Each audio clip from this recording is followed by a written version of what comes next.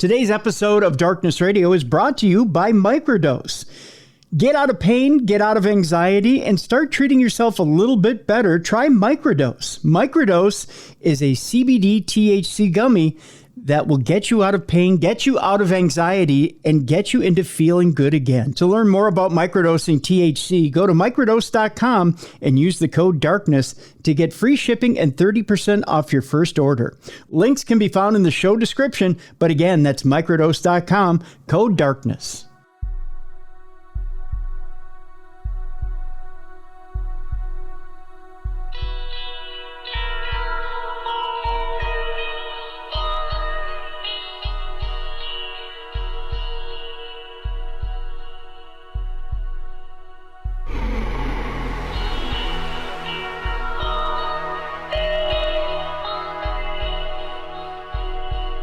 Welcome into the Thursday edition of Darkness Radio, the best in paranormal podcasting. I'm Tim Dennis, and guess what? It's the Christmas season. It is Christmas, or a Christmas edition of Darkness Radio. And with that, I have a gift for you folks. Not just me. That wouldn't be a very good gift. I'm going to give you the gift of a co-host today. I'm going to bring in Beer City Bruiser. How you doing, Bruiser? Hi, everybody. Surprise. It's my own version of bringing Santa to you guys. Is that a fat joke? Come on now. No, not at all. I'd be the jolly fat guy. I'm the guy that you wheeled in a gift and I popped out the top. There you go. Hey, that's a nice little gift. Tassels and all. Yeah. So today what we're going to do, Bruiser, is we're going to, we've got some true paranormal stories for people. Okay. Some paranormal Christmas stories that you and I are going to go over. And then a little later in the program after the break, we've got some classic Christmas ghost stories. Ooh, some from the 1800s, some from the early 1900s. The tradition of telling ghost stories on Christmas has kind of gone the way of the dodo. It has for quite a while. I don't remember those Christmas traditions. I don't either. I've heard of them. Yeah.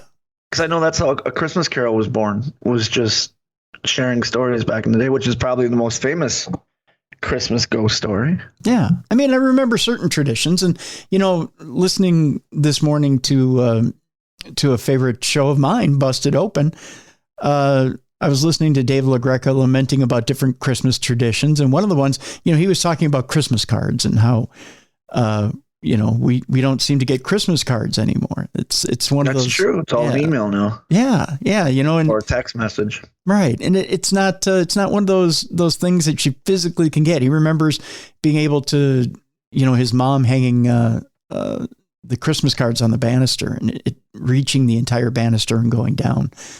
And today you wouldn't be able to get more than a couple of cards. And I said something yesterday about Blue Meanie and Mrs. Meanie sending me a Christmas card and how sweet it was and how cute. I mean, the design was amazing. It was a great card. And it lightened up my day because it really was something from the heart. And we don't see much of that tradition nowadays. It's pretty much what sales can we get to before we get to the holiday. And it really has become a thing of retail. The very last Ring of Honor show, I brought Mrs. Bruiser and I brought Christmas cards for the whole locker room because we knew it was a fading art, but we wanted to be remembered. Yeah. Among the locker room, and it went over great. People are excited and happy to see it, and that was a cool thing. As you get, I think we have 2 Christmas cards this year that we received. The rest are, like I said, it's text messages or emails. Yeah, and I think or social media, which that's not. I like the Christmas card because they went out of their way to actually do something to get you something. Yeah. Instead of not, you text me every day. You don't need, just because it's Christmas time. You know what I mean? That's not special. But if I talk to you every day and they send me a Christmas card, like, oh, hey, cool, Right. Right. It has a little more meaning, a little more sentimentality behind it. It's just a little bit more of a warmer feeling to it. But ghost stories at Christmas, not something that I think I don't think in your lifetime, my lifetime, not something that most families have done, but I have heard of some families that do it. My great grandfather said they used to do that because he before he passed, he was, and I didn't really realize how much of a paranormal guy he was. But he'd always tell us ghost stories around Halloween and stuff. But he would tell us that because Christmas is a time of celebration, the veil's thin, kind of like what you and I were saying last week. Mm-hmm. And they'd sit around because you didn't have a radio, you didn't have TV back then when he was a kid. You know, I mean, he died when he was 80 something, and that was almost 40 years ago. You know what I mean? Like, yeah. So he said that they'd sit around and tell stories, and Christmas time there'd be a lot of stories, and a lot of them were like ghost stories with a moral, like this is why you don't do this around Christmas, you know. Mm-hmm. And like I said, one of the most famous Christmas ghost stories, Christmas Carol. Yeah. You know, yeah, it's full of paranormal. Yeah, that it is. Have you seen the new one, the sequel? There's a sequel to Christmas Story or Christmas Carol? Not Christmas. I thought you were talking Christmas Story. No. Sorry, did I say Christmas Story? I meant Christmas Carol. Yeah. Christmas Story. I haven't seen the new one yet, but I'm going to, because that's a tradition in my family. Is we watch a Christmas Story. Yeah. We do a Christmas Story. We do National Lampoon's Christmas Vacation, and then White Christmas. Yeah, those are the movies through the weekend that we'll watch. Yep. I actually went and I saw A Christmas Story in the theater. My aunt and uncle took me and my sister to see A Christmas Story in the theater when it came out. So that was that's a special memory for me, because they took us out to eat beforehand, which wasn't, and it was at a really nice restaurant. And now, do you go see movies on Christmas Day? Because my family's done that since I was a kid, where we actually go to a movie theater and see a movie on Christmas Day. And then during COVID, we couldn't do that. So we all messaged each other what movie we were going to watch streaming. So we all watched the same movie at the same time. Really? No, I never have. And the reason being, I mean, divorced family and all. So we split up our family into who does Christmas Eve and Christmas Day. And then even before that, when my parents were together, it would be Christmas Eve would be over at my father's side of the family. And then Christmas Day would be a family day where we focused on us. So it, like, you know, Santa would come, and in the morning we would spend our morning playing with toys, and then we would had kind of a bigger dinner, you know, in the evening. But it really was a family day. We focused just on being together. Yeah. There might be a few specials on TV or whatever, or, you know, that we'd watch, or there'd be, you know, or we might even go to church, you know. But there was never, you know, because I think I once asked, can we go to a movie? And I got the look like I had three heads. It just seemed to, I don't know, to our family to be sacrilegious to go to a movie theater on Christmas. We did, but I think that was because my parents were sick of us fighting. So the rule, and it's still a rule to this day, everyone in the family has to agree on the movie. Really? Okay. If there's one disagreement, then, you know, so you have to convince everybody to go see it, you know, because there's sometimes where there's big hits coming out and it's like, oh, we're all going to definitely see that. And then there's times where it's like, my sister wanted one thing, my brother wanted one thing, I wanted one thing, or even when I had my kids, you know, they wanted to go see something, you know, and then it was, okay, well, majority rules is what we're going to go see. That's how we went and saw Bicentennial Man with Robin Williams, which is the longest, most boring movie ever. But as a family, we agreed on it, and that's the rule. Yeah. Oh, that's a good rule. That's a good rule. Yeah. So I guess going along your family lines, that was a way of my parents getting us all to get on the same page. Yeah. It's a good spirit of togetherness on that deal. Yeah. Yeah. Yep. Yeah. Absolutely. Absolutely. Let me ask you this, again, having to do with family tradition and sitting around the table, talking about deceased loved ones and having to do with the spirit of the paranormal. Do you ever feel like when you're sitting around the table with family, is there ever a toast to a loved one or loved ones that have departed? Do you talk about the people who aren't there around the table that year? We sure do. You sit and you share memories. And what's great too is when you get someone new in the family, like when Mrs. Bruiser joined the family, she got to hear our stuff, but then we also get to hear stuff about her her side of the family, with her grandmother had passed and her grandfather had passed. So definitely always remember those that came before. Okay. Yeah, there's that in our family as well. There's before the meal, before we say grace, we just a quick remembrance of the people who aren't there with us and there to share with us, and just a little reminder that they are there with us even though they aren't. Yep. When my grandmother passed, I was so worried. I was sad, obviously, but when it came around Christmas, my grandmother was the one who always got me underwear and socks. Mm-hmm. And as a kid, I'd always complain, but I'm talking the day she died, the Christmas she died, every year. So the year after she was gone, my number one worry was, well, now how am I going to get socks and underwear? So we go to open Christmas gifts as like the whole family, not just the immediate family. Mm-hmm. And under the tree from my grandma was socks and underwear. And to this day, every year from my grandma, and my mom denies it, and everybody denies that they did it. I know it's one of them, but that's kind of one of those things where it's like, I'll always have that memory, Yeah. Yeah. No, that's nice. So to this day, and she's been gone for years. Yeah. Almost 13 years now. So. Oh my gosh. Well, that's really cool. That's really cool. So that's another way we keep a tradition going is. Yeah. Yeah. And that's the memory of somebody. Yeah, exactly. Yeah. My aunt still gives me those lifesaver books, Yep. Yeah. Yeah. I get it from Auntie Santy. Yeah. Yeah. Which is my mom, no matter what, for the kids will always have stockings for them, no matter how old they are. And she'll pack it like there's 3 or 4 again, mm-hmm. and as they're getting older now, they kind of respect that a little bit more, even if they can't make because now that they live in Arizona and all the grandkids can't be there. So mm-hmm. she'll make sure she has it ready for when they visit. Yeah. And they love it. Yeah, absolutely. Absolutely. They get all those little candies like you're talking about. And, mm-hmm. Yep. And it's always from Santa. Yep. Always. Yep. Always. There's kids out there in the audience, earmuffs. Yeah. This Christmas is a little tough because my 10-year-old nephew has told me he doesn't believe. I'll just put it that way.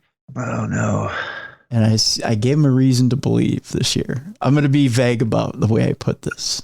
Okay. And I told him, when you stop believing, the gifts get really shitty.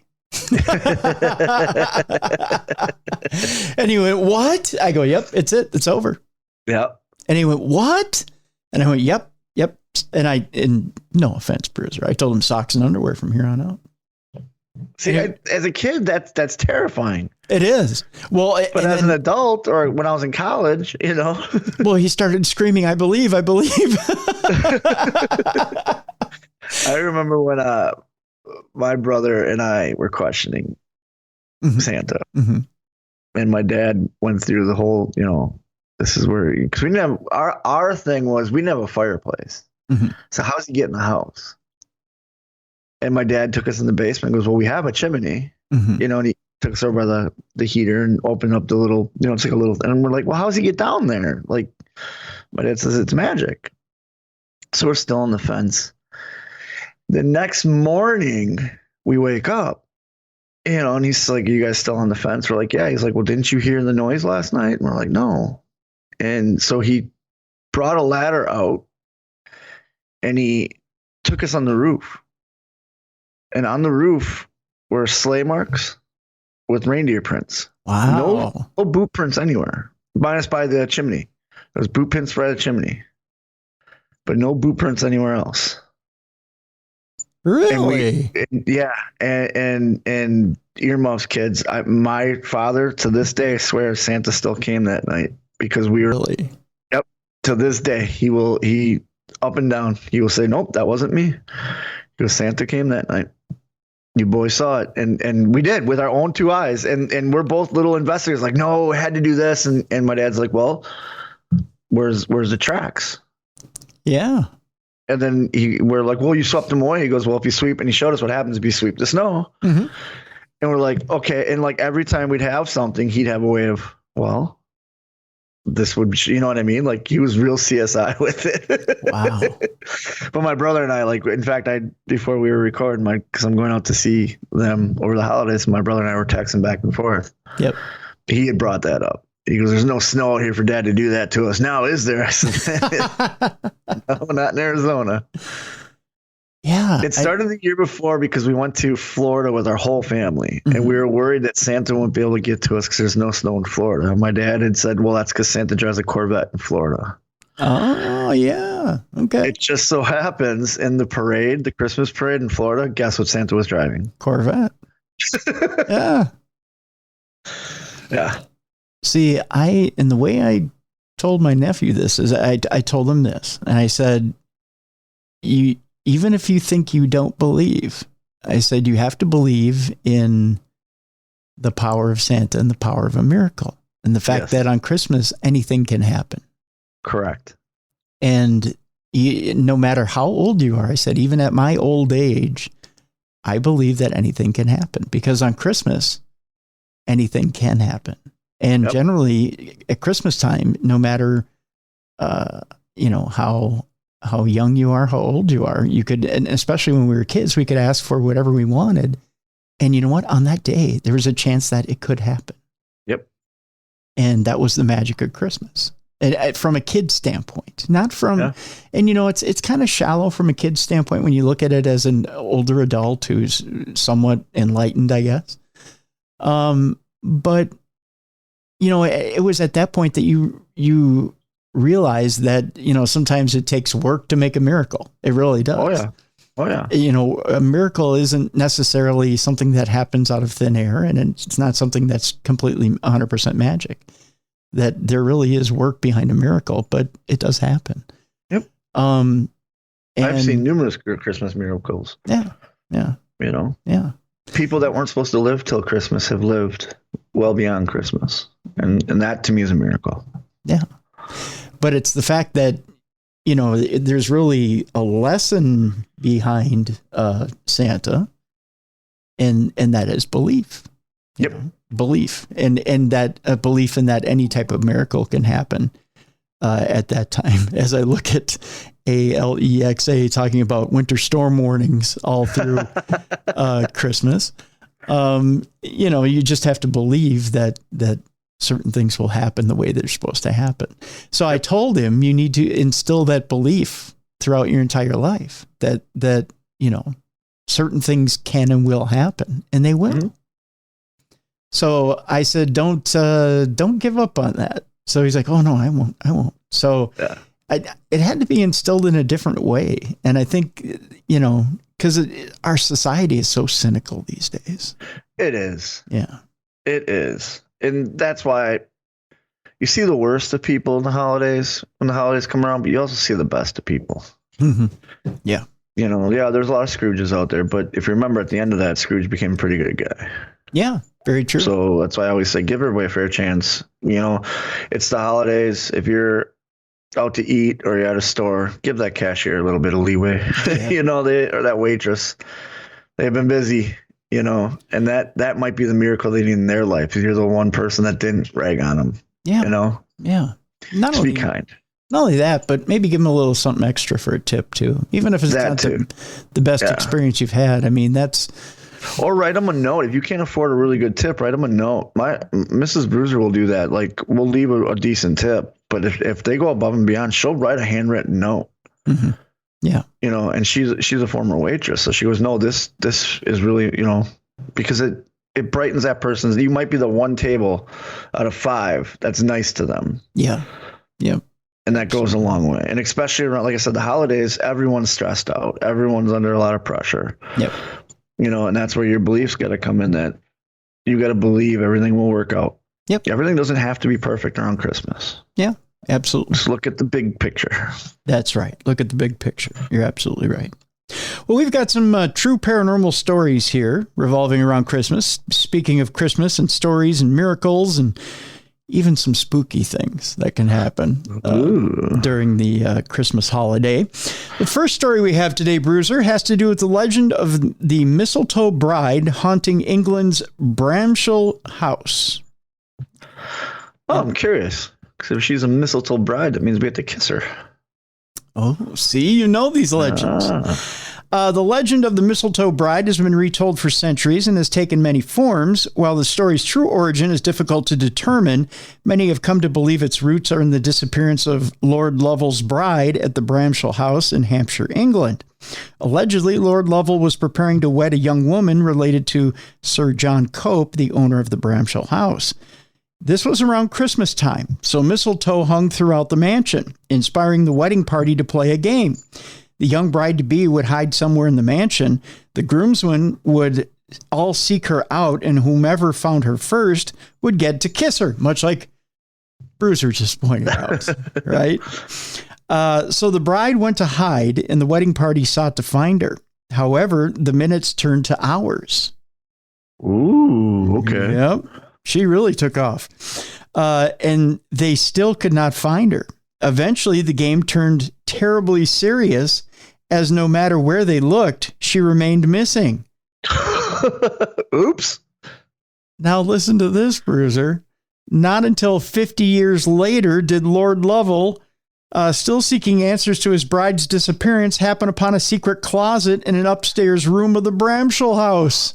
She locked herself in there? Inside, he found a wooden chest sealed shut with a lock. Oh.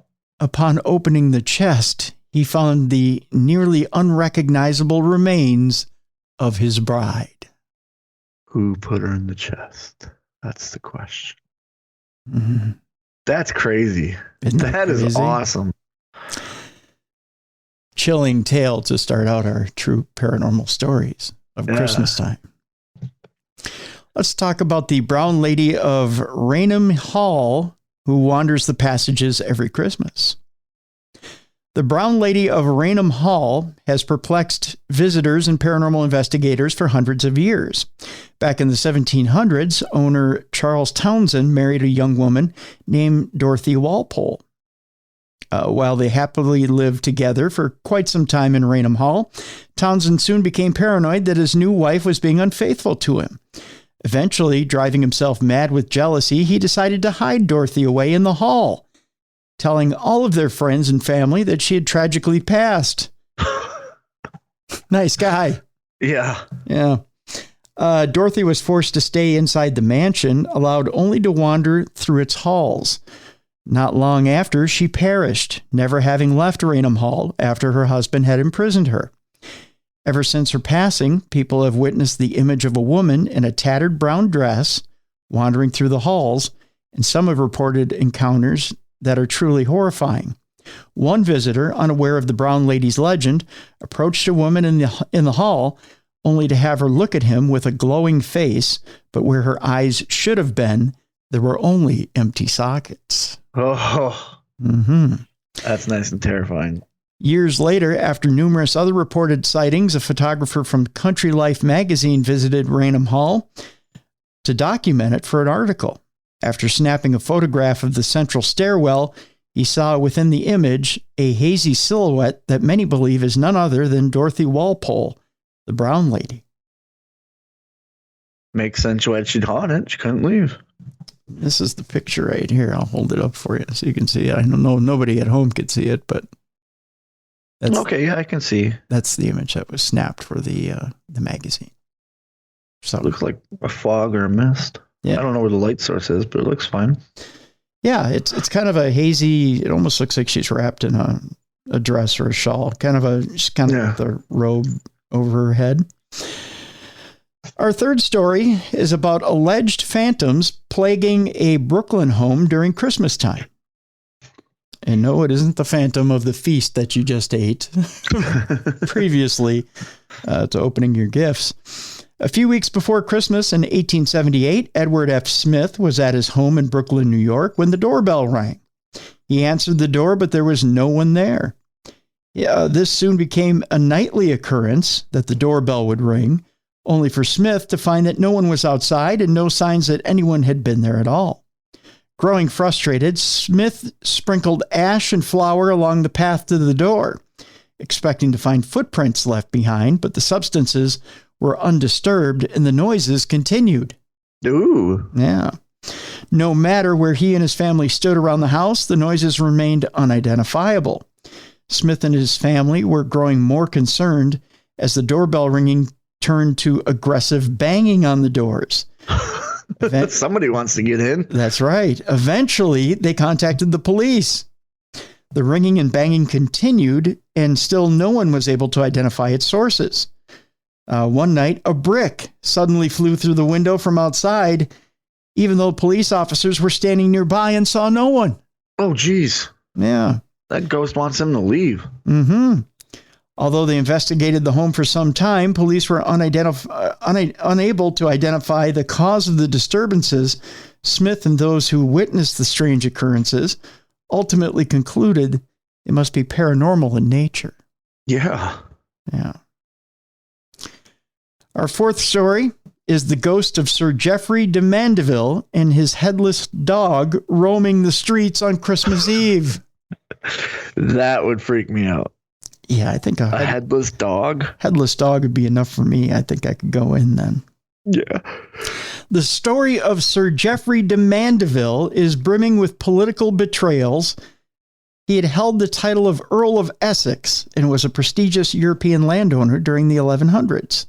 Because of his title, he had a great influence over royal politics at the time. However, when a debate emerged regarding the rightful heir to the throne, he chose the losing side and was promptly stripped of many of his assets and excommunicated from the church.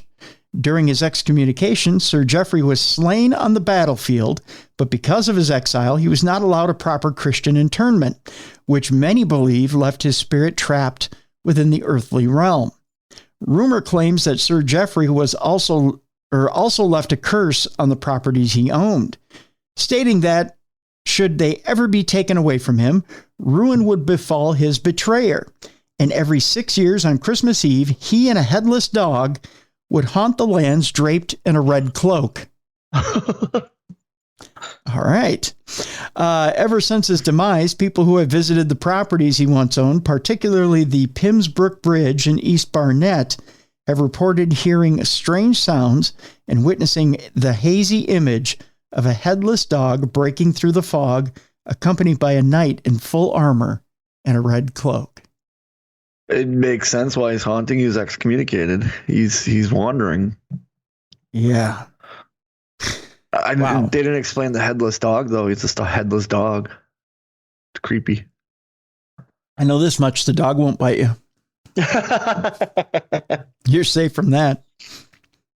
Number 5 has to do with a headless horseman allegedly haunting Roos Hall every December.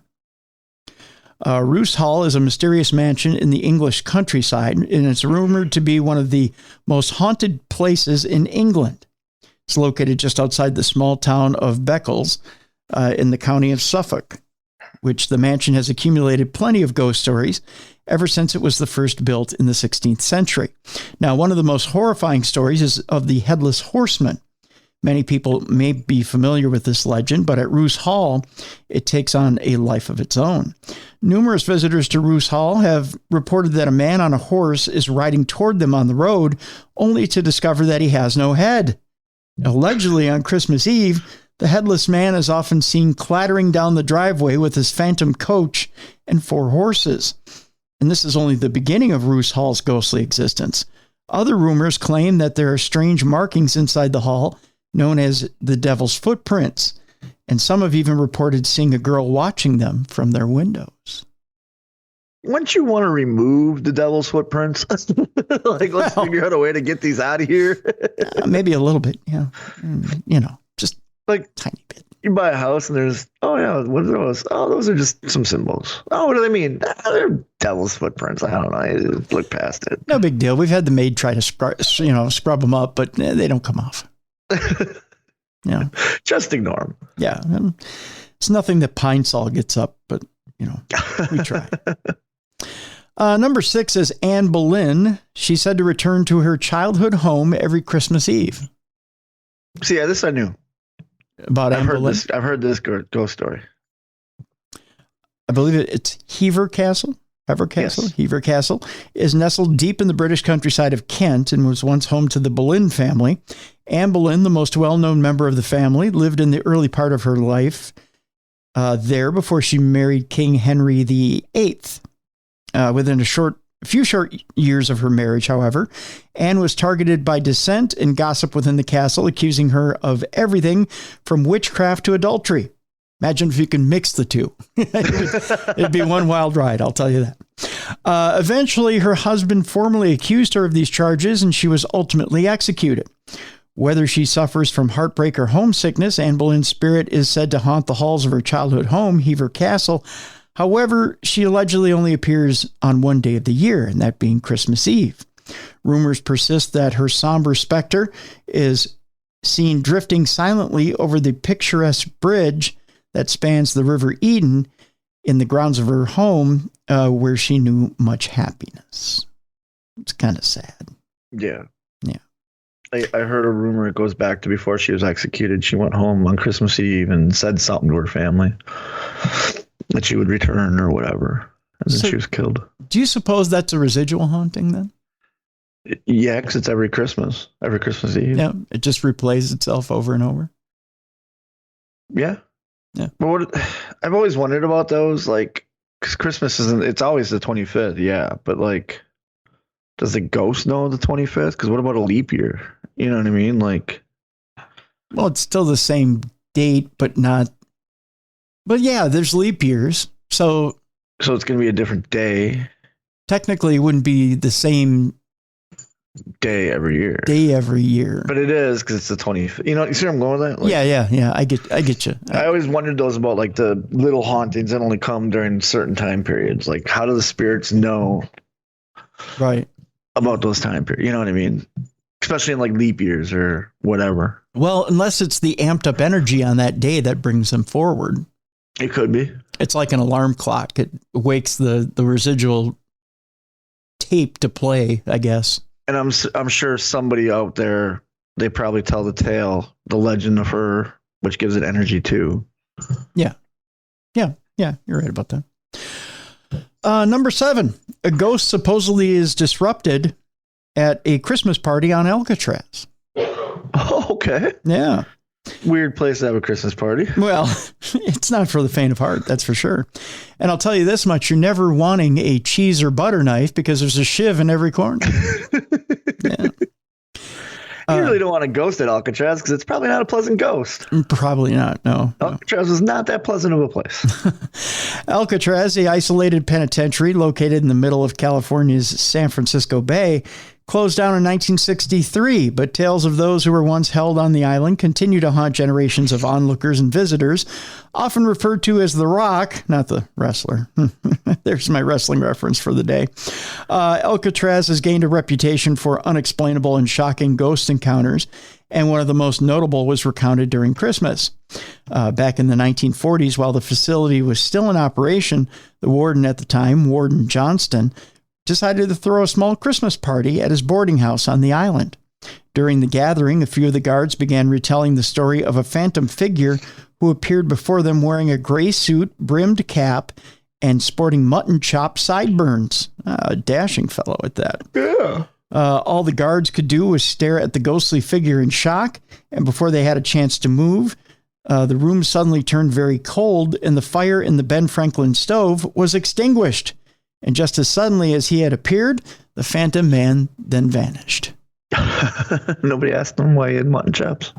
No, that would have been my first question. You bringing those back, bro? What's up? Yeah, mutton chops. Curious fashion statement you're making there.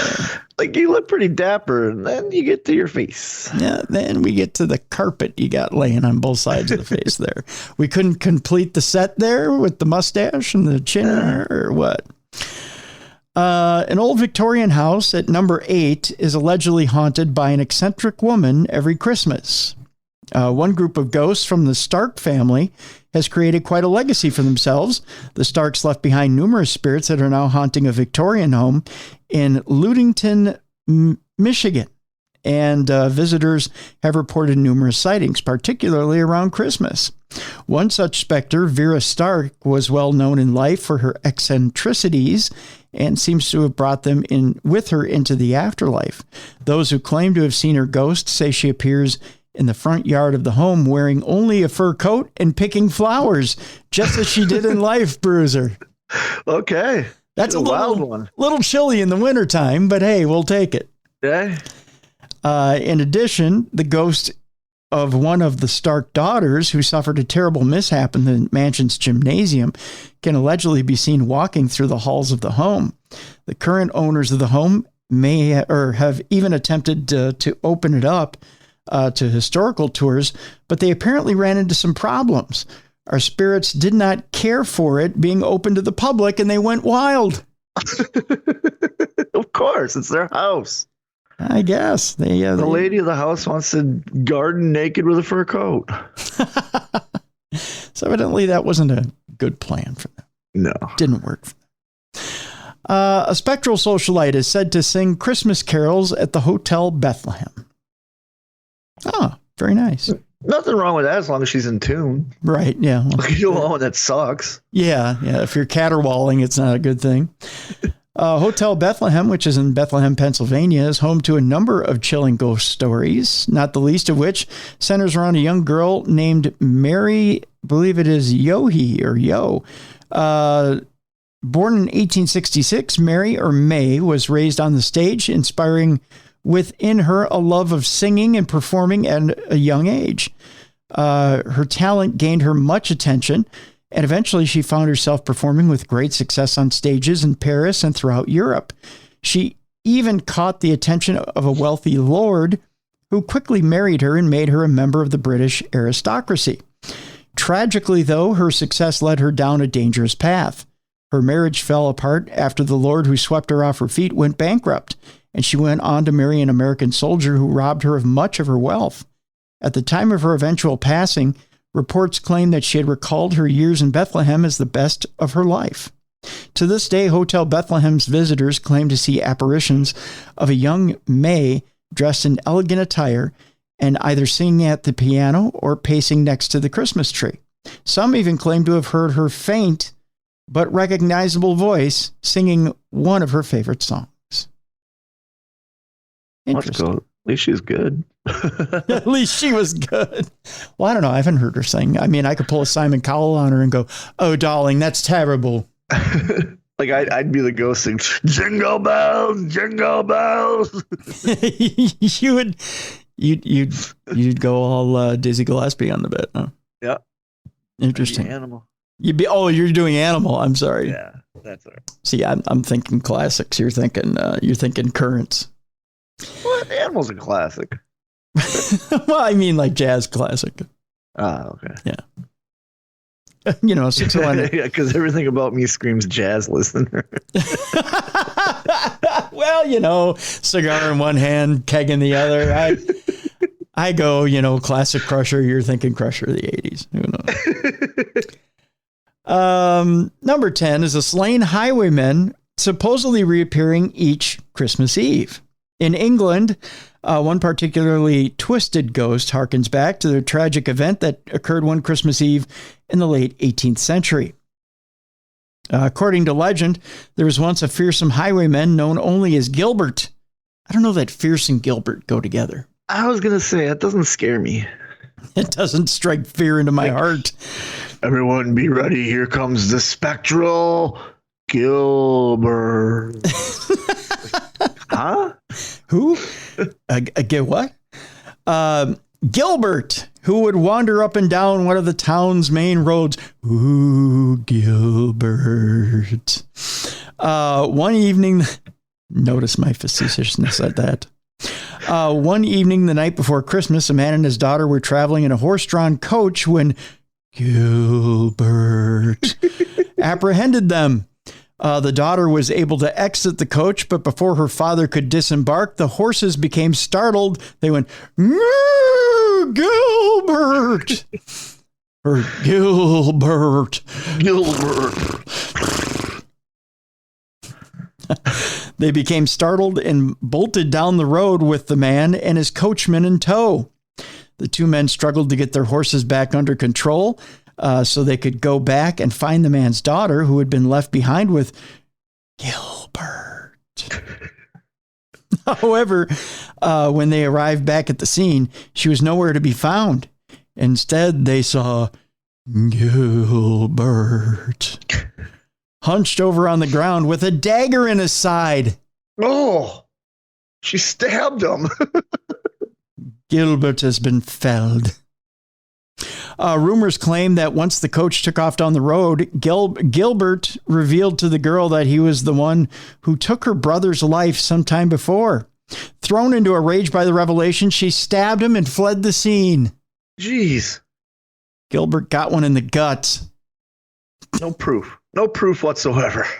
Local legends say that Gilbert was buried by the side of the road, and every Christmas Eve, he can be seen wandering the same road, waiting for the coach with the man and his daughter to pass by again. Gilbert, so if I have a knife, Gilbert, freak him out. Gilbert getting his revenge. Yeah, but if I have a knife, does he leave me alone? Maybe. Oh, I bet he backs off. Yeah. I can't even say it. I'm so excited about Gilbert's revenge. Gilbert's revenge. Gilbert gets his just rewards.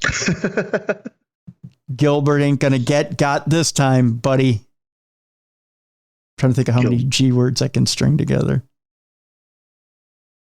Gilbert gonna get going. Gilbert gonna get going. Where's he gonna get going? Gilbert gonna get going. Gilbert gonna get going on the man in his grumpy wagon. I don't know. His grumpy wagon. Now you just got too far on that one. I've gone gaga. You gone gaga on that one.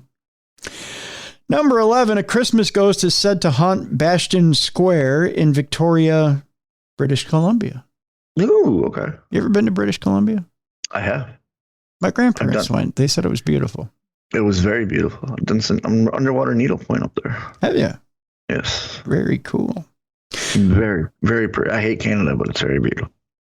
But you like the British Columbia? It was nice. It was nice. I still don't care for Canada. What is it about Canada? You and Mallie, what's up with Canada that you don't? It's the worst. Their money's funny. Their beer tastes horrible. I'm not trying to make our Canadian listeners mad, because every Canadian person I've met has been absolutely wonderful. Yeah. It's every time I've gone up there, it's bad weather. Really? Oh, terrible weather. See, I went to Toronto once. I liked it. Toronto's the worst. You don't like Toronto? No. Huh. Okay. I've been there numerous times. Not a fan. I don't care for Canada. Huh. If I had places to go, it wouldn't be Canada. All right. Oh, been there too many times. I had a fun time. Oh, that's good. No, I want you to have fun. And I'm not trying to tell people not to have fun in Canada. Go have fun in Canada. Just don't invite me. Wow. All right. And to our Canadian listeners, thank you for being so polite. I don't like this is really going to make them mad. I don't like Tim Hortons. What? Yeah. Now that's an affront to me right there. How do you not like Timmy Hortons? Yeah, don't like it. Really? I prefer a Dunkin's or a Starbucks or something else. Even 7-Eleven's better than Tim Hortons. What? You don't like the little Tim holes? Nope. Really? Give me munchkins. Wow. I'm a little hurt by that. I don't know why I'm hurt by that. I shouldn't be hurt by that, but I'm a little hurt by that. And I have a lot of Canadian friends. They're all great people. The people are fantastic. Yeah, you have a lot of Canadian friends. Sure you do. Yeah. Mm-hmm. Heard that one before. I just don't want to go to Canada ever again. Wow. What's the difference between my one side of Niagara Falls and the other? I've never been to Niagara Falls. Oh, see. I've driven past it. I've been in Buffalo. On the American side? Well, we drove from Buffalo to Toronto, so both sides. Okay. Because you pass through Niagara. Yeah. You don't have the Christmas spirit when it comes to Canada here, my friend. You just don't. Nope. Yeah. I don't. Not a big fan. My daughter, my youngest, she loves Canada. She thinks it's the greatest thing. She wants to go. She wants to become a citizen. All that. Yeah. See, I've only been to Canada, once or twice? Once. I've been there once. See, there's your problem. You only been there once. I've been there. But I loved what I saw. 60, 70 times. And yeah, I loved what I saw. I loved the people. I loved the scenery. I loved the temperature. I love the temperature in Canada. That's because you're from Minnesota where it's cold. Yeah. My people are from Canada. Mine aren't. So I have relatives that founded Quebec. I have relatives that never been to Quebec. Oh, there you go. See? So there you go. Let's get to number 11 here. A Christmas ghost is said to haunt Bastion Square in Victoria, British Columbia. On December 25th, 1890, a disturbing story appeared on the front page of a Victorian newspaper, the Daily Colonist. Just as the clock was striking midnight, ushering in the joyous Christmas day, a misdeed as dark, cowardly, and mysterious as ever disfigured the history of this province was perpetuated.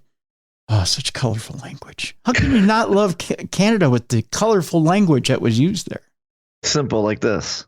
I don't like Canada. Wow, look at that stare. That stare was that 1,000-mile stare. The target, who went by the name David Fee, was only 21 years old and had been walking to meet his parents for evening mass at the nearby church after attending a costume party. Dressed up in a white clown costume. Well, this is why you don't like Canada. Dressed as clowns. Fee had just arrived at the corner where the cathedral sat when a man burst out from the shadows and aimed a double barrel directly at him. See? Yikes. Yeah. Not a single barrel, a double barrel. I see. The man simply said, "You challenged me." Before Fee could speak, the man fired, and Fee perished within moments. Apparently, the man had confused Fee for another man. Ever since that tragic night, Fee's ghost is rumored to roam the streets outside the cathedral, as well as his gravesite. Terrifying. Case of mistaken identity. And then he's doomed to walk the earth afterwards. That's why you shouldn't dress as a clown in Canada. I guess not. When I was in Canada and I was wrestling, I was a bad guy. Okay. And I cut a promo. Yeah. And I ranked North America. Of course, number 1, US of A. Yep. USA, number 1. And then number 2 was Mexico. Number 2, Mexico. Number 3. Number 3 was Canada. They didn't like that. They didn't like it. No.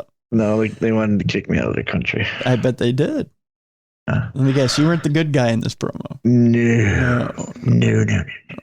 You didn't do the Iron Sheik voice either? No. Did the Bruiser voice. Yeah. USA, number 1. Canada, number 3.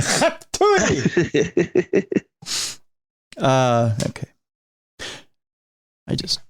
Every once in a while, I like to break that voice out. Sometimes when I'm ordering at a restaurant, I like to do that. Hamburger, number 1. Spinach hatui. Give me number 1. Hamburger, number 1. All right, let's go on to our number 12 story. Raucous revelers are said to ring in the season at the Crescent Hotel. Okay. Which is in Arkansas. The Crescent Hotel is by far one of the most notoriously haunted hotels in the U.S., located along the northern border of Arkansas near the Ozark National Forest. The hotel has been plagued by tragedy and ghost stories since it was first erected in the 1880s. I said the word erected. That was so cool. I said it on Jesus' birthday. I said erect. While there are different legends and ghostly sightings associated with almost every square inch of the hotel's estate, one story continues to astonish visitors to this day. Allegedly, one year during Christmas time, visitors came to view the hotel's Christmas tree, only to find that the Christmas tree and all its packages were mysteriously moved to the other side of the room. Oh, he's just helping. Yeah, well, They don't look good there. I'm going to move them over here. Yeah, got to rearrange things. Yeah. This could have been a prank staged by hotel staff or a visitor. However, the occurrence was accompanied by sightings of various phantom spirits dressed in Victorian-era clothing wandering aimlessly around the hotel's dining room. Some said the spirits appeared to be playful, and they moved the gifts and furniture across the room as a joke. This was seemingly confirmed when the hotel staff reportedly returned the next day, only to find that everything was back exactly the way it was supposed to be. Oh, that's because they didn't take the joke well. So the ghosts were like, well, fine, we'll put it back. Party poopers. Some holiday spirit. Yeah. I guess you didn't like it the way we had it. I don't think they were that mopey, but probably sounded something like that.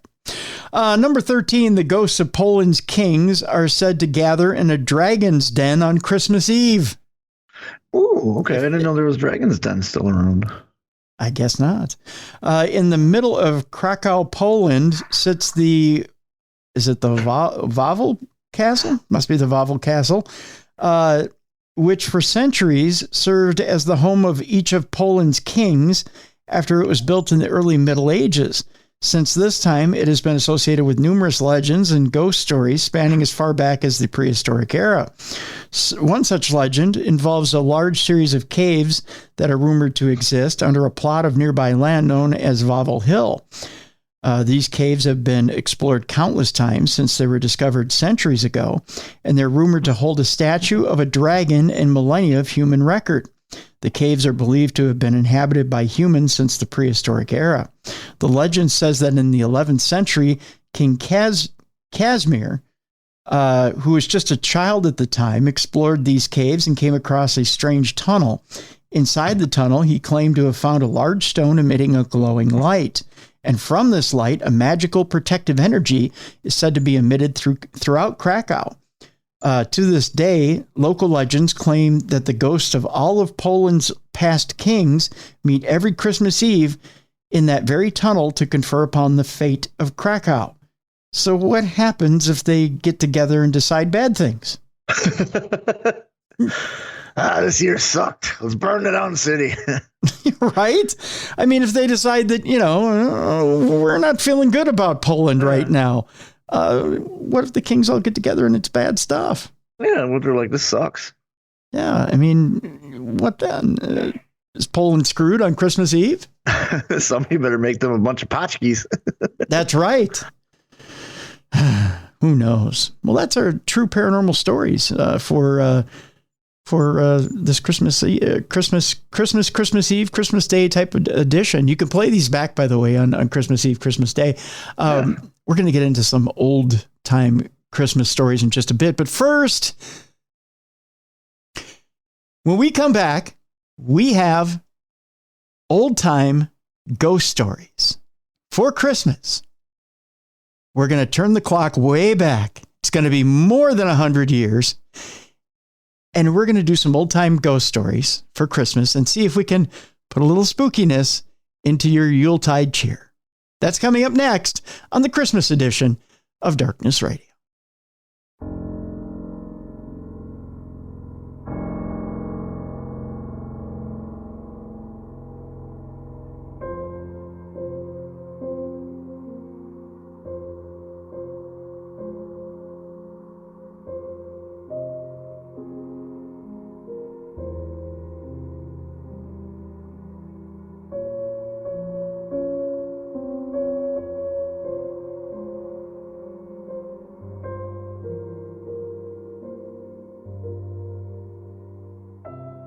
Welcome back to the best in paranormal podcasting, Darkness Radio's 2022 Christmas special. And you know what? It feels weird to be saying 2022 Christmas special. I don't know. The years go by very quickly. And one of the things we wanted to do this year is to celebrate Christmas by turning the clock back over 100 years and tell some spooky Christmas stories, tell some haunted Christmas stories, tell some ghost stories at Christmas, and go back to a tradition that goes back to Victorian times, and leave you with some scary stories, some stories that would kind of raise the hair on the back of your neck, maybe even curdle the blood a little bit as you gather around the Yule fire and open presents, and you're making merry, but at the same time getting a little scary at the same time. Let's start out with this one from Jeanette Winterson. This one is actually the newest tale you'll hear on the program today. It's a Christmas story called Dark Christmas by Jeanette Winterson, and it was printed most recently in The Guardian in 2013. The story is about renting a remote house for the holidays. It sounds idyllic, but not in the Stone Gods author Jeanette Winterson's haunting tale, and it kind of goes like this. We had borrowed the house from a friend none of us seemed to know. High Fallen House stood on an eminence overlooking the sea. It was a square Victorian gentleman's residence. The large bay windows looked down through the pines toward the shore. 6 stone steps led the visitor up to the doubled front door, where a Gothic bell pull released a loud, mournful clang deep into the distances of the house. Laurel lined the drive. The stable block was disused. The walled garden had been locked up in 1914 when the gardeners went to war. Only one had returned. I had been warned that the high brick wall enclosing the garden was unsafe. As I passed it slowly in the car, I saw a faded notice falling off the paint-peeled door. Do not enter. I was the first to arrive. My friends were following by train, and I was to collect them the next day, and then we would settle down to Christmas. I had driven from Bristol, and I was tired. There was a Christmas tree roped on the top of my 4x4 and a trunkload of provisions. We were not near any town, but the housekeeper had left stacked wood to build a fire, and I had brought a shepherd's pie and a bottle of Rioja for my first night. While I unpacked our festive supplies, I checked my phone. No signal, of course. Still, I knew the time of the train tomorrow, and it was a relief to feel that the world had just gone away. I put my food in the oven to heat up, poured a glass of wine, and went upstairs to find myself a bedroom. The first landing had 3 bedrooms leading off of it. Each had a moth-eaten rug, a metal bed, and a mahogany chest of drawers. At the far end of the landing was a second set of stairs up to the attic floor. Now, I'm not a romantic about maids' rooms or nurseries, and there was something about that second set of stairs that made me hesitate a little bit. The landing was bright in the sudden way of late sun on a winter's afternoon, yet the light ended abruptly at the foot of the stairs, as though it couldn't go any further. I didn't want to be near that set of stairs, so I chose the room at the front of the house. As I went to bring up my bag, the house bell started to ring, its jerky metallic hammer sounding somewhere in the guts of the house. I was surprised, but I wasn't alarmed. I expected the housekeeper, but I opened the door. There was no one there. I went down the steps and I looked around. I'll admit I was frightened. The night was pretty clear and soundless. There was no car in the distance, no footsteps walking away. I was determined to conquer my fear, so I walked around just a little bit, and then turning back into the house, I saw it. The bell wire ran along the side of the house under a sheltering gutter. It was perhaps 30 or 40 bats that were dangling upside down on that vibrating wire. The same number swooped and swerved in a dark mass. Obviously, their movement on the wire had set off the bell. Now, I like bats, clever bats at that. Good. I'll leave them to do their thing. I'm going to go get supper. Well, I ate and I drank, and I wondered why love is so hard and life is so short. I went to bed. The room was warmer now, and I was ready to sleep. The sound of the sea ebbed into the flow of my dreams. I woke from a dead sleep and dead darkness to hear... What? What can I hear? It sounded like a ball bearing or a marble rolling on the bare floor above my head. It rolled hard on hard, then hit the wall. And then it rolled again in the other direction. This might not have mattered except that the other direction was upwards. Things can come loose and roll downwards, but they cannot come loose and roll up unless someone... That thought was so unwelcome that I dismissed it along the law of gravity. Whatever was rolling over my head must be a natural dislodging. The house was drafty and unused. The attics were under the eaves where any kind of weather might get in, weather or an animal. Remember those bats? Well, I pulled the covers up to my eyebrows and I pretended not to listen. But then there it was again. Hard, on hit, on pause, on roll. I waited for sleep, waiting for daylight. We're lucky, even the worst of us, because daylight comes. It was a brooding day, that 21st of December, the shortest day of the year. Coffee, coat on, car keys. Shouldn't I just check the attic? Well, the second set of stairs was narrow. It's a servant's staircase. It led to a lath and plaster corridor, barely a shoulder width wide. I started to cough. Breathing was difficult. Damp had dropped the plaster in thick, crumbling heaps onto the floorboards, and as below there were 3 doors. 2 were closed. The door to the room above my room was ajar. I made myself go forward anyways. The room was under the eaves, as I had guessed. The floor was rough. There wasn't a bed, only a washstand and a clothes rail. What surprised me was the nativity scene was in the corner. Standing about 2 feet tall, it was more like a doll's house than a Christmas decoration. Inside was the open-fronted stable that stood the animals, the shepherds, the crib, Joseph. And above the roof, on a bit of wire, was a battered star. It was old, handmade, in a workmanlike but not craftsmanlike sort of way. The painted wood now rubbed and faded like pigments of time. I thought I would carry it downstairs and put it by our Christmas tree. It must have been made for the children when there were children here. I mean, you would think so.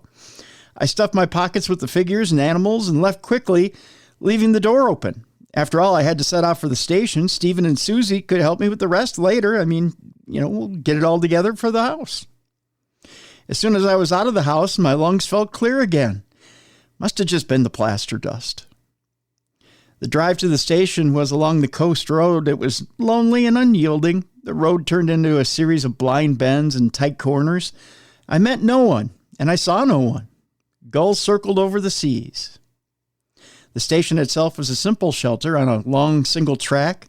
There were no information boards, and I checked my phone. Still no signal. At last, the train appeared distantly down the track. I was excited. Memories of visiting my father as a child when he was stationed at his RAF base gave me a rush of pleasure whenever I travel by train or come to meet someone. The train slowed and halted. The guard stood down for a moment. I watched the doors, and it wasn't a big train, this branch line train, but none of the doors opened. I waved at the guard who came over. I'm meeting my friends. He shook his head. Train's empty. Next stop is at the end of the line. I was confused. Had they got off at the earlier stop?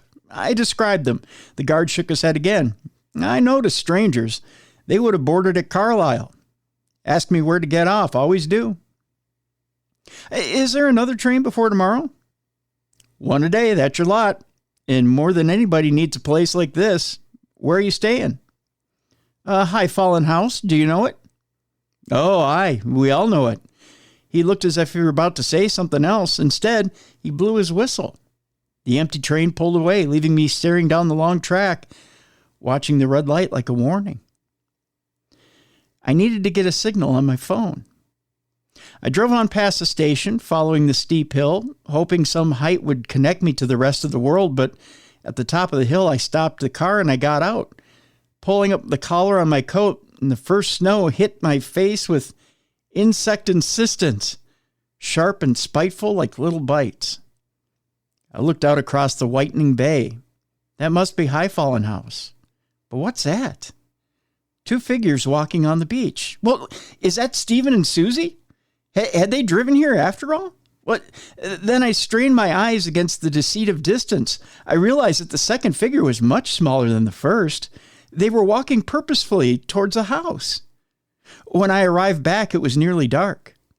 I put on the lights, I blew the fire into a blaze, and there was no sign of the mysterious couple I had seen from the hill.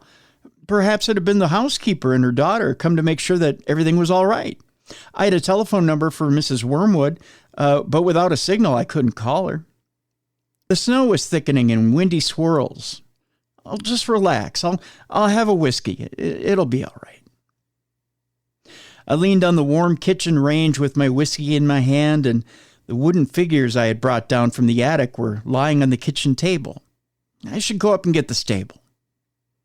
I don't want to, though. I bounded up the first set of stairs using energy to force out unease, and at my bedroom I put on the light. That felt better. The second set of stairs stood in the shadow at the end of the long landing. I felt that constriction in my lungs again. Why am I holding onto the handrail like an old man? I could see that the only light to the attic was at the top of the stairs. I found the round brown bakelite switch. I flicked down the nipple. A single bulb lit up reluctantly. The room was straight ahead. The door was closed. Wait a minute, hadn't I left that open? I turned the handle and stood in the doorway, the room dimly lit by the light from the stairs. Washstand, nativity, clothes rail. On the clothes rail was a child's dress. Wait a minute, I hadn't noticed that before. I suppose I'd been in a hurry. Pushing aside my misgivings, I went in purposefully and bent down to pick up the wooden nativity. It was pretty heavy, and I had just got it secure in my arms when the light in the landing went out. Hello? Who's there? There's someone breathing like they can barely breathe, and it's not faint. They're struggling for breath. Oh, I mustn't turn around, because whoever or whatever it is, it's behind me. I stood still for a minute, steadying my nerves. Then I shuffled forward towards the edge of light coming up from downstairs. At the doorway, I heard a step behind me. I lost my balance and I put out a hand to steady myself. My hand gripped something wet. The clothes rail. It's got to be the dress. My heart was overbeating. Don't panic. Bakelite, bad wiring, strange house, darkness, aloneness. But I'm not alone, am I? Back in the kitchen with whiskey, Radio 4, and pasta boiling, I examined the dress.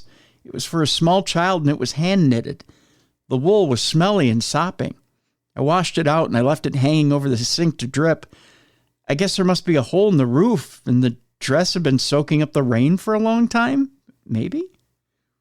I ate my supper. I tried to read and told myself it had been nothing. It's nothing at all. It's only 8 p.m. and I don't want to go to bed, although the snow outside was like a quilt. I decided I was going to arrange the nativity. There's the donkey, there's sheep, camels, wise men, shepherd, star, Joseph. The crib is there, but it was empty. There's no Christ child. There's no Mary. Had I dropped them in the dark room? I hadn't heard anything fall, and these wooden figures were 6 inches tall. Joseph was wearing a woolen tunic, but his wooden legs had painted puttees. I pulled off the tunic. Underneath, wooden Joseph wore a painted uniform from the First World War. When I turned him around, I saw there was a gash in his back like a stab wound. My phone then beeped. I dropped Joseph. I grabbed the phone. It was a text message from Susie. Trying to call you. Leave tomorrow. I pressed call. Nothing. I tried to send a text. Nothing. But what did it matter? Suddenly I felt relief and calm. They had been delayed. That was all. Tomorrow they would be here. I sat down again with the nativity. Perhaps the missing figures were inside. I put it in my hand and my fingers closed around a metal object. It was a small iron key with a hoop top. Maybe it was a key to the attic door. Outside, snow had fallen, snow on snow. The sky had cleared. The moon sped above the sea. I'd gone to bed and I was deep asleep when I heard it clearly. Above me. Footsteps. Pacing. Down the room. Hesitate. Turn. Return. I lay in bed, eyes staring blindly at the blind ceiling. Why do we open our eyes when we can't see anything? And what was there to see? I don't believe in ghosts. I wanted to put on the light, but what if the light doesn't come on? And why would it be worse to be in darkness? I had not chosen the darkness I was choosing. But it would be worse. I sat up in bed and pulled the curtain back a little. The moon had been so bright tonight. Surely there would be light. Well, there was light. Outside the house, hand in hand, stood the still and silent figures of a mother and child. I did not sleep again till daylight, and when I slept and woke again, it was almost midday, and already the light was lowering. Hurrying to get coffee, I saw that the dress was gone. I left it dripping over the sink, and it was gone. Get out of the house! I set off for the station. There was an air frost that had coated the trees in glittering white. It was beautiful and deathly. The world held in ice. On the road, there were no car tracks. No noise but the roar and drop of the sea. I moved slowly and saw no one. In the white, unmoving landscape, I wondered if there was anyone else left alive. At the station, I waited. I waited some time past the time until the train whistled on the track. The train stopped. The guard got down and saw me. He shook his head. "There's no one," he said. "No one at all." I thought I would cry. I took out my mute phone. I flashed up the message. "Trying to call you. Leave tomorrow." Guard looked at it. "Happens it's you who should be leaving," he said. "There's no more trains past Carlisle now till the 27th. Tomorrow was the last, and that's been canceled due to weather." I wrote down a number and I gave it to the guard. "Will you phone my friends and tell them that I am on my way home?" On the slow journey back to High Fallen House, I filled my mind with my departure. It would be slow and dangerous to travel at night, but I could not consider another night alone, or not alone. All I had to do was manage 40 miles to Inchbarn. There is a pub and a guest house, and remote but normal life. The text message kept playing in my head. Had it really meant that I should leave, and why? Because Susie and Stephen couldn't come? Weather? Illness? It's all a guessing game. The fact is, I have to go. The house seemed subdued when I returned. I had left the lights on, and I went straight upstairs to pack my bag. At once, I saw that the light to the attic was on. I paused. I breathed. And of course, it's on. I never switched it off. Oh, whew. That proves it's a wiring fault. I must tell the housekeeper. My bag packed, I threw the food into a box and put everything back in the car. I had the whiskey in the front, a blanket I stole from the bed, and I made a hot water bottle just in case.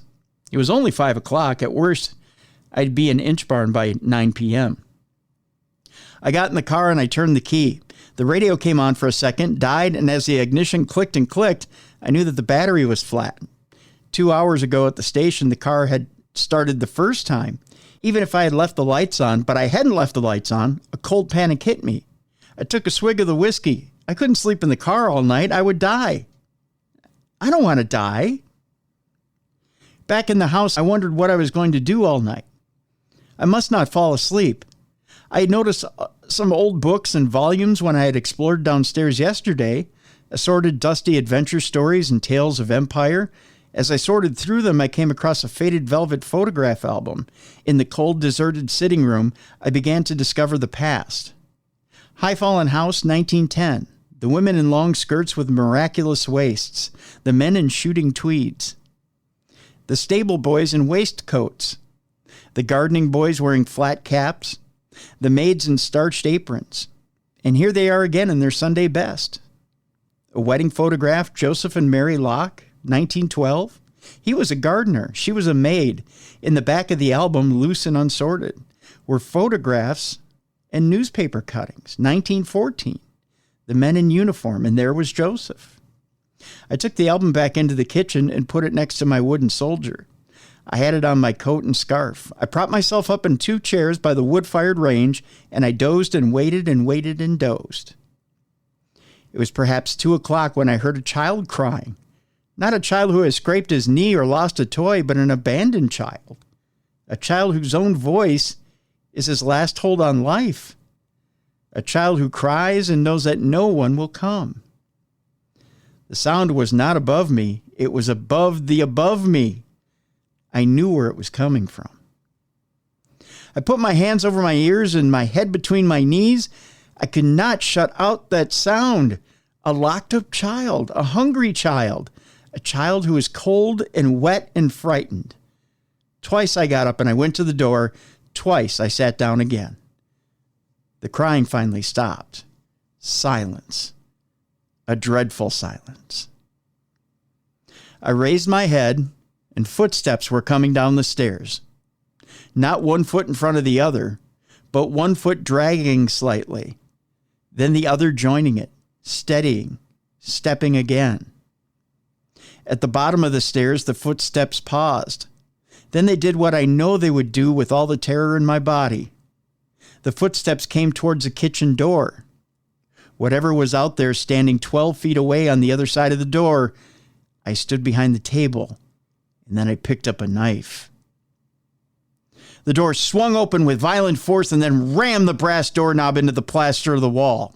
Wind and snow blew into the kitchen, whirling up the photographs and cuttings on the table. I saw that front door itself was wide open, the entrance hall like a wind tunnel. Holding the knife, I went forward into the hall to shut the door. The pendant metal lantern that hung from the ceiling was swinging wildly on its long chain. A sudden gust lurched it forward like a child's swing pushed too high, and it fell back at force against the large semicircular fan light over the front door.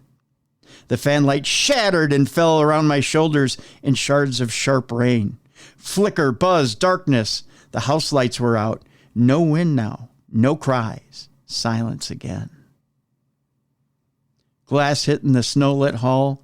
I walked out of the front door and into the night. At the drive, I turned left and I saw them, the mother and child. The child was wearing the woolen dress. She had no shoes. She held up her arms, piteous to her mother, who stood like stone. I ran forward and I grabbed the child in my arms. There was no child. I'd fallen face down in the snow. Help me. That's not my voice.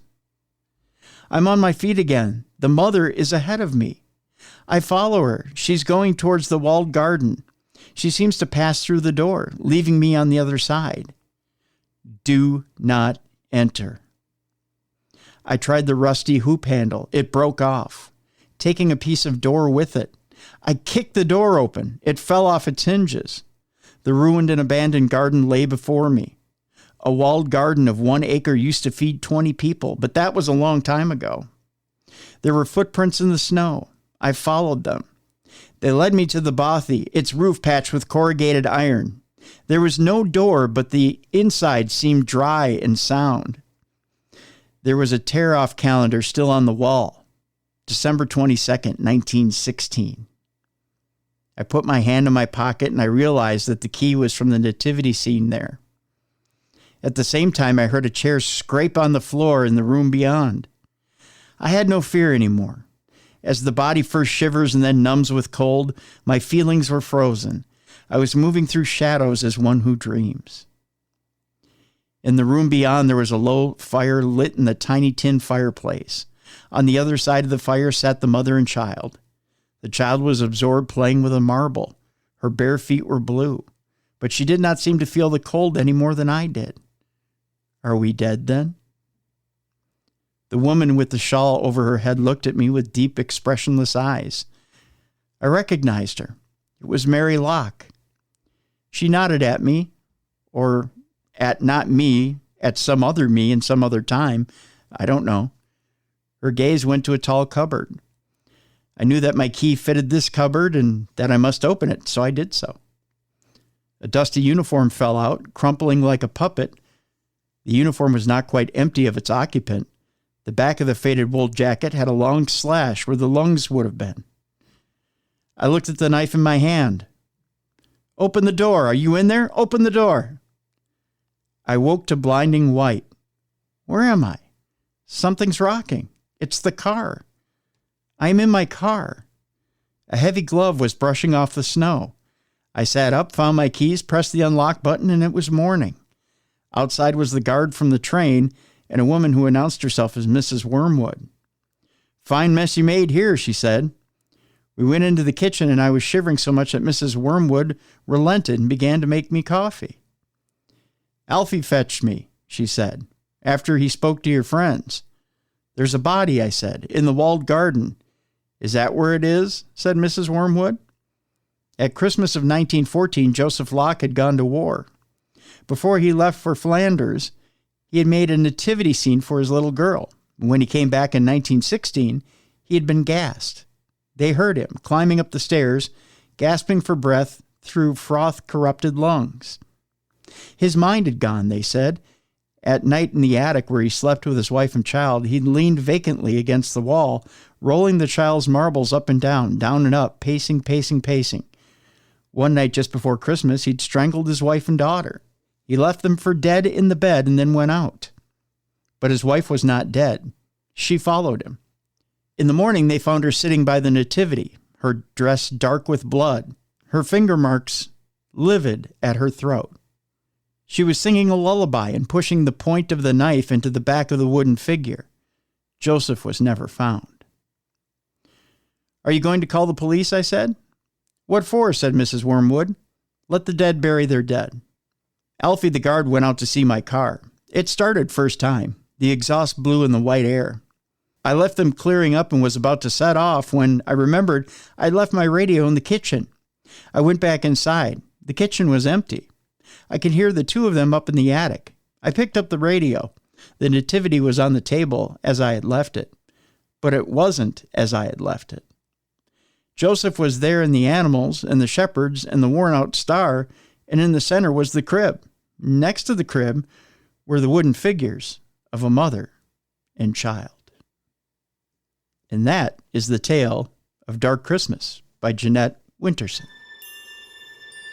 Let's continue on now with our old-time Christmas stories. Let's turn it over to someone else who tells their own stories on their own podcast. Let's go to Bob Dennis, who has his own Urban Legends and Hidden Truths podcast that you can find at darknessradioshow.com under his own tab.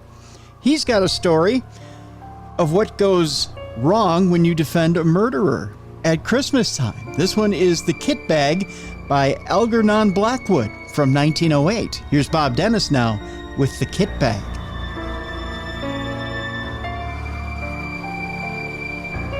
When the words "not guilty" sounded through the crowded courtroom that dark December afternoon, Arthur Wilbraham, a great criminal K.C. and leader of the triumphant defense, was represented by his junior. But Johnson, his private secretary, carried the verdict across to his chambers like lightning. "It's what we expected, I think," said the barrister without emotion, "and personally I'm glad the case is over. There was no particular sign of pleasure that his defense of John Turk, the murderer, on a plea of insanity, which had been successful, for no doubt that he felt, as everyone who had watched the case felt, that no man had ever better deserved the gallows." "I'm glad, too," said Johnson. He had sat in the court for 10 days, watching the face of the man who had carried out with callous detail one of the most brutal and cold-blooded murders of recent years. The counsel glanced up at his secretary. They were more than employer and employed. For family and other reasons, they were friends. "Ah, I remember, yes," he said with a kind smile. "And you want to get away for Christmas. You're going to skate and ski in the Alps, aren't you? If I was your age, I'd come too." Johnson laughed. He was a young man of 26 with a delicate face like a girl's. "I can catch the morning boat now," he said, "but that's not the reason I'm glad the trial is over. I'm glad it's over because I've seen the last of that man's dreadful face. It positively haunted me. His white skin and that black hair brushed low over his forehead is a thing I think I shall never forget. And the description of the way of the disembodied body being crammed and packed into that lime, into that—" "Don't dwell on it, my dear fellow," interrupted the other, looking at him curiously out of his keen eyes. "Don't think about it. Such pictures have a trick of coming back when you least want them." He paused for a moment. "Now go," he said presently, "and enjoy your holiday. I shall want all your energy for my parliamentary work when you get back, and don't break your neck skiing." Johnson shook hands and took his leave. At the door he turned suddenly. "I knew there was something I wanted to ask you," he said. "Would you mind lending me one of your kit bags? It's too late to get one tonight, and I leave in the morning before the shops open." "Of course, I'll send Henry over with it to your rooms. You shall have it the moment I get home." "I promise to take care of it," said Johnson gratefully, delighted to think that within 30 hours he would be nearing the brilliant sunshine of the high Alps in winter. He thought of that criminal court. It was like an evil dream in his mind. He dined at his club and then went on to Bloomsbury, where he occupied the top floor in one of those old gaunt houses in which the rooms are large and lofty. The floor below his own was vacant and unfurnished, and below that were other lodgers whom he did not know. It was cheerless, and he looked forward heartily to a change. The night was even more cheerless. It was miserable, and few people were about. A cold, sleety rain was driving down the streets before the keenest east wind he had ever felt. It howled dismally among the big, gloomy houses of the great squares, and when he reached his rooms he heard it whistling and shouting over the world of black roofs beyond his window. In the hall he met his landlady, shading a candle from the draughts with her thin hand. "This come by a man from Mr. Wilbraham, sir." She pointed to what was evidently the kit bag, and Johnson thanked her, and he took it upstairs with him. "I shall be going abroad in the morning for 10 days, Mrs. Monk," he said. "I'll leave an address for letters." "And I hope you'll have a Merry Christmas, sir," she said, in a raucous, wheezy voice that suggested spirits and better weather than this. "I hope so, too," replied her lodger, shuddering a little as the wind went roaring down the street outside. When he got upstairs, he heard the sleet volleying against the window panes. He put his kettle on to make a cup of coffee, and then set about a few things in order for his absence. "And now I must pack such as my packing is," he laughed to himself, and he set to work at once. He liked the packing, for it brought the snow mountains so vividly before him, and made him forget the unpleasant scenes of the past 10 days. Besides, it was not elaborate in nature. His friend had lent him the very thing, a stout canvas kit bag, sack-shaped, with holes around the neck for the brass bar and padlock. It was a bit shapeless, true, and not much to look at, but its capacity was unlimited, and there was no need to pack carefully. He shoved in his waterproof coat, his fur cap and gloves, his skates, his climbing boots, his sweaters, his snow boots, his ear caps, and then on top of these he piled his woolen shirts and underwear, his thick socks, his puttees, and his knickerbockers. The dress suit came next, in case the hotel people dressed for dinner. Then, thinking of the best way to pack his white shirts, he paused a moment to reflect. "Well, that's what the worst of these kit bags are," he mused to himself, standing there in the center of the room, where he had to come to fetch some string. It was after 10 o'clock. Yes, it was, after 10 o'clock. A furious gust of wind rattled the windows as though hurrying him up. He thought with pity of the poor Londoners whose Christmases would be spent in such a climate, whilst he would be skiing over snowy slopes in bright sunshine and dancing in the evenings with rosy-cheeked girls. Ah, that reminded him. He must put in his dancing pumps and his evening socks. He crossed over from his sitting room to the cupboard on the landing where he had kept his linen. And as he did, he heard someone coming softly up the stairs. He stood still for a moment. On the landing, he listened. It was Mrs. Monk's step, he thought. She must be coming up with the last post. But then the steps suddenly ceased, and he heard no more.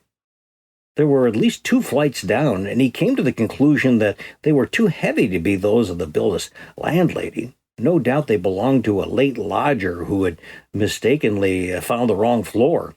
He went into his bedroom and packed his pumps and his dress shirt as best he could. Then his kit bag by this time was about 2/3 full, and he stood upright and had it on its own base like a sack of flour. For the first time he noticed that it was old and dirty. The canvas was faded and worn, and that it had obviously been subjected to some rather rough treatment. It was not a very nice bag to have sent to him, certainly not a new one, or one that his chief valued that much. He gave the matter a passing thought and went with his packing. Once or twice, however, he caught himself wondering who it could have been wandering down that floor below, for Mrs. Monk's had not come up with the letters, and the wandering down below of the floor, well, it was empty and unfurnished. From time to time, moreover, he was almost certain he heard a soft tread of someone padding about over those bare boards, cautiously, stealthily, as silently as possible, and further, that the sounds had been lately coming distinctly nearer. For the first time in his life, he began to feel a little creepy. Then, as though to emphasize this feeling, an odd thing happened as he left the bedroom. Having just packed his recalcitrant white shirts, he noticed that the top of the kit bag lopped over towards him with an extraordinary resemblance to a human face. The canvas fell into a fold like a nose and a forehead, and the brass rings for the paddock just filled the position of the eyes. A shadow, or was it a travel stain, for he could not tell exactly, looked like hair.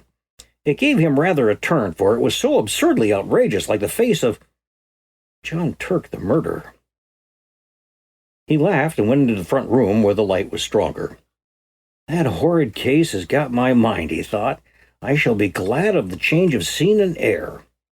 In the sitting room, however, he was not pleased to hear again the stealthy tread upon the stairs and to realize that it was much closer than before, as well as unmistakably real, and this time he got up and went out to see who it could be creeping about on the upper stairs at so late an hour. But the sound ceased. There was no one visible on the stairs. He went to the floor below, not without trepidation, and he turned on the electric light to make sure that there was no one hiding in the empty rooms of the unoccupied suite. There was not a stick of furniture large enough to hide a dog. Then he called over the banister to Mrs. Monk's, but there was no answer, and his voice echoed down into the dark vault of the house, and was lost in the roar of the gale that howled outside. Everyone was in bed and asleep, everyone except himself, and the owner of this soft and stealthy tread. My absurd imagination, I suppose, he thought. It must have been the wind after all, and although it seemed very real, very close. That's what he thought. He went back to his packing. It was at this time getting on towards midnight. He drank his coffee and lit another pipe, the last, before turning in. Now, it is difficult to say exactly at what point fear begins, when the causes of that fear are not plainly before your eyes. Impressions gather on the surface of the mind, film by film, as ice gathers upon the surface of still water, but often so lightly that they claim no definite recognition from the consciousness.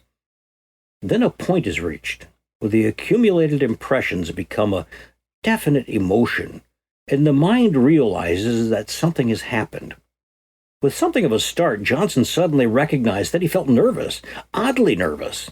Also, that for some time past, the cause of this feeling had been gathering slowly in his mind, but that he was only just reaching the point where he was forced to acknowledge them.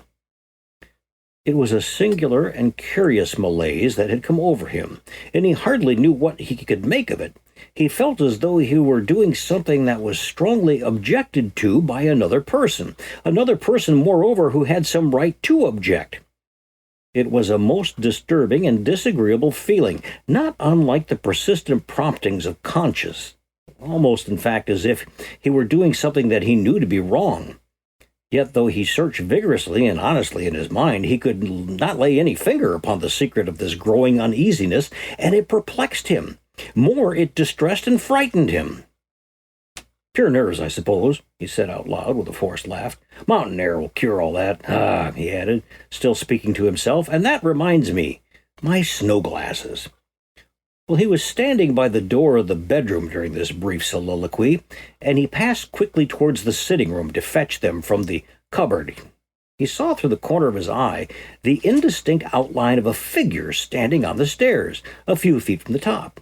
It was someone in a stooping position, with one hand on the banister, and the face peering up towards the landing. At the same moment he heard a shuffling step. The person who had been creeping about below all this time had at last come to his own floor. Who in the world could it be, and what in the name of heaven did he want? Johnson caught his breath sharply and stood stock still. Then, after a few seconds of hesitation, he found his courage and turned to investigate the stairs. He saw, to his utter amazement, they were empty. There was no one there. He felt a series of cold shivers run over him, and something about the muscles of his legs gave a little, and they grew weak. For the space of several minutes he peered steadily into the shadows that congregated about the top of the staircase, where he had seen that figure. And then he walked fast, almost ran, in fact, into the light of the front room. But hardly had he passed inside the doorway when he heard someone come up the stairs behind him with a quick bound and go swiftly into his bedroom. It was a heavy, but at the same time a stealthy footstep, the tread of somebody who did not wish to be seen. And it was at this precise moment that the nervousness he had heretofore experienced had leaped the boundary line and entered the state of fear, almost of acute, unreasoning fear. Before it turned into terror, there was a further boundary to cross, and beyond that again lay the region of pure horror. Johnson's position was an unenviable one. "By Jove, that was someone on the stairs then," he muttered to himself, flesh crawling all over, "and whoever it was has now gone into my bedroom." His delicate pale face turned absolutely white, and for some minutes he hardly knew what to think or to do. Then he realized intuitively that delay only set a premium upon fear, and he crossed the landing boldly and went straight into the other room where a few seconds before the steps had disappeared. "Who's there? Is that you, Mrs. Monks?" he called aloud as he went. And he heard the first half of his words echo down the empty stairs, while the second half fell dead against the curtains in a room that apparently held no other human figure than his own. "Who's there?" he called again, in a voice unnecessarily loud, and that was only just held firm. "What do you want here?" The curtain swayed very slightly, and as he saw it, his heart felt as if it had missed a beat. Yet he dashed forward and drew them aside with a rush. A window streaming with rain was all that met his gaze. He continued his search, but in vain. The cupboards held nothing but rows of clothes, hanging motionless, and under the bed there was no sign of anyone hiding. He stepped backwards into the middle of the room, and as he did so, something all but tripped him up. Turning with a sudden spring of alarm, he saw the kit bag. Odd, he thought. That's not where I left it. A few moments before, it would surely have been on his right between the bed and the bath. He did not remember having moved it. It was very curious.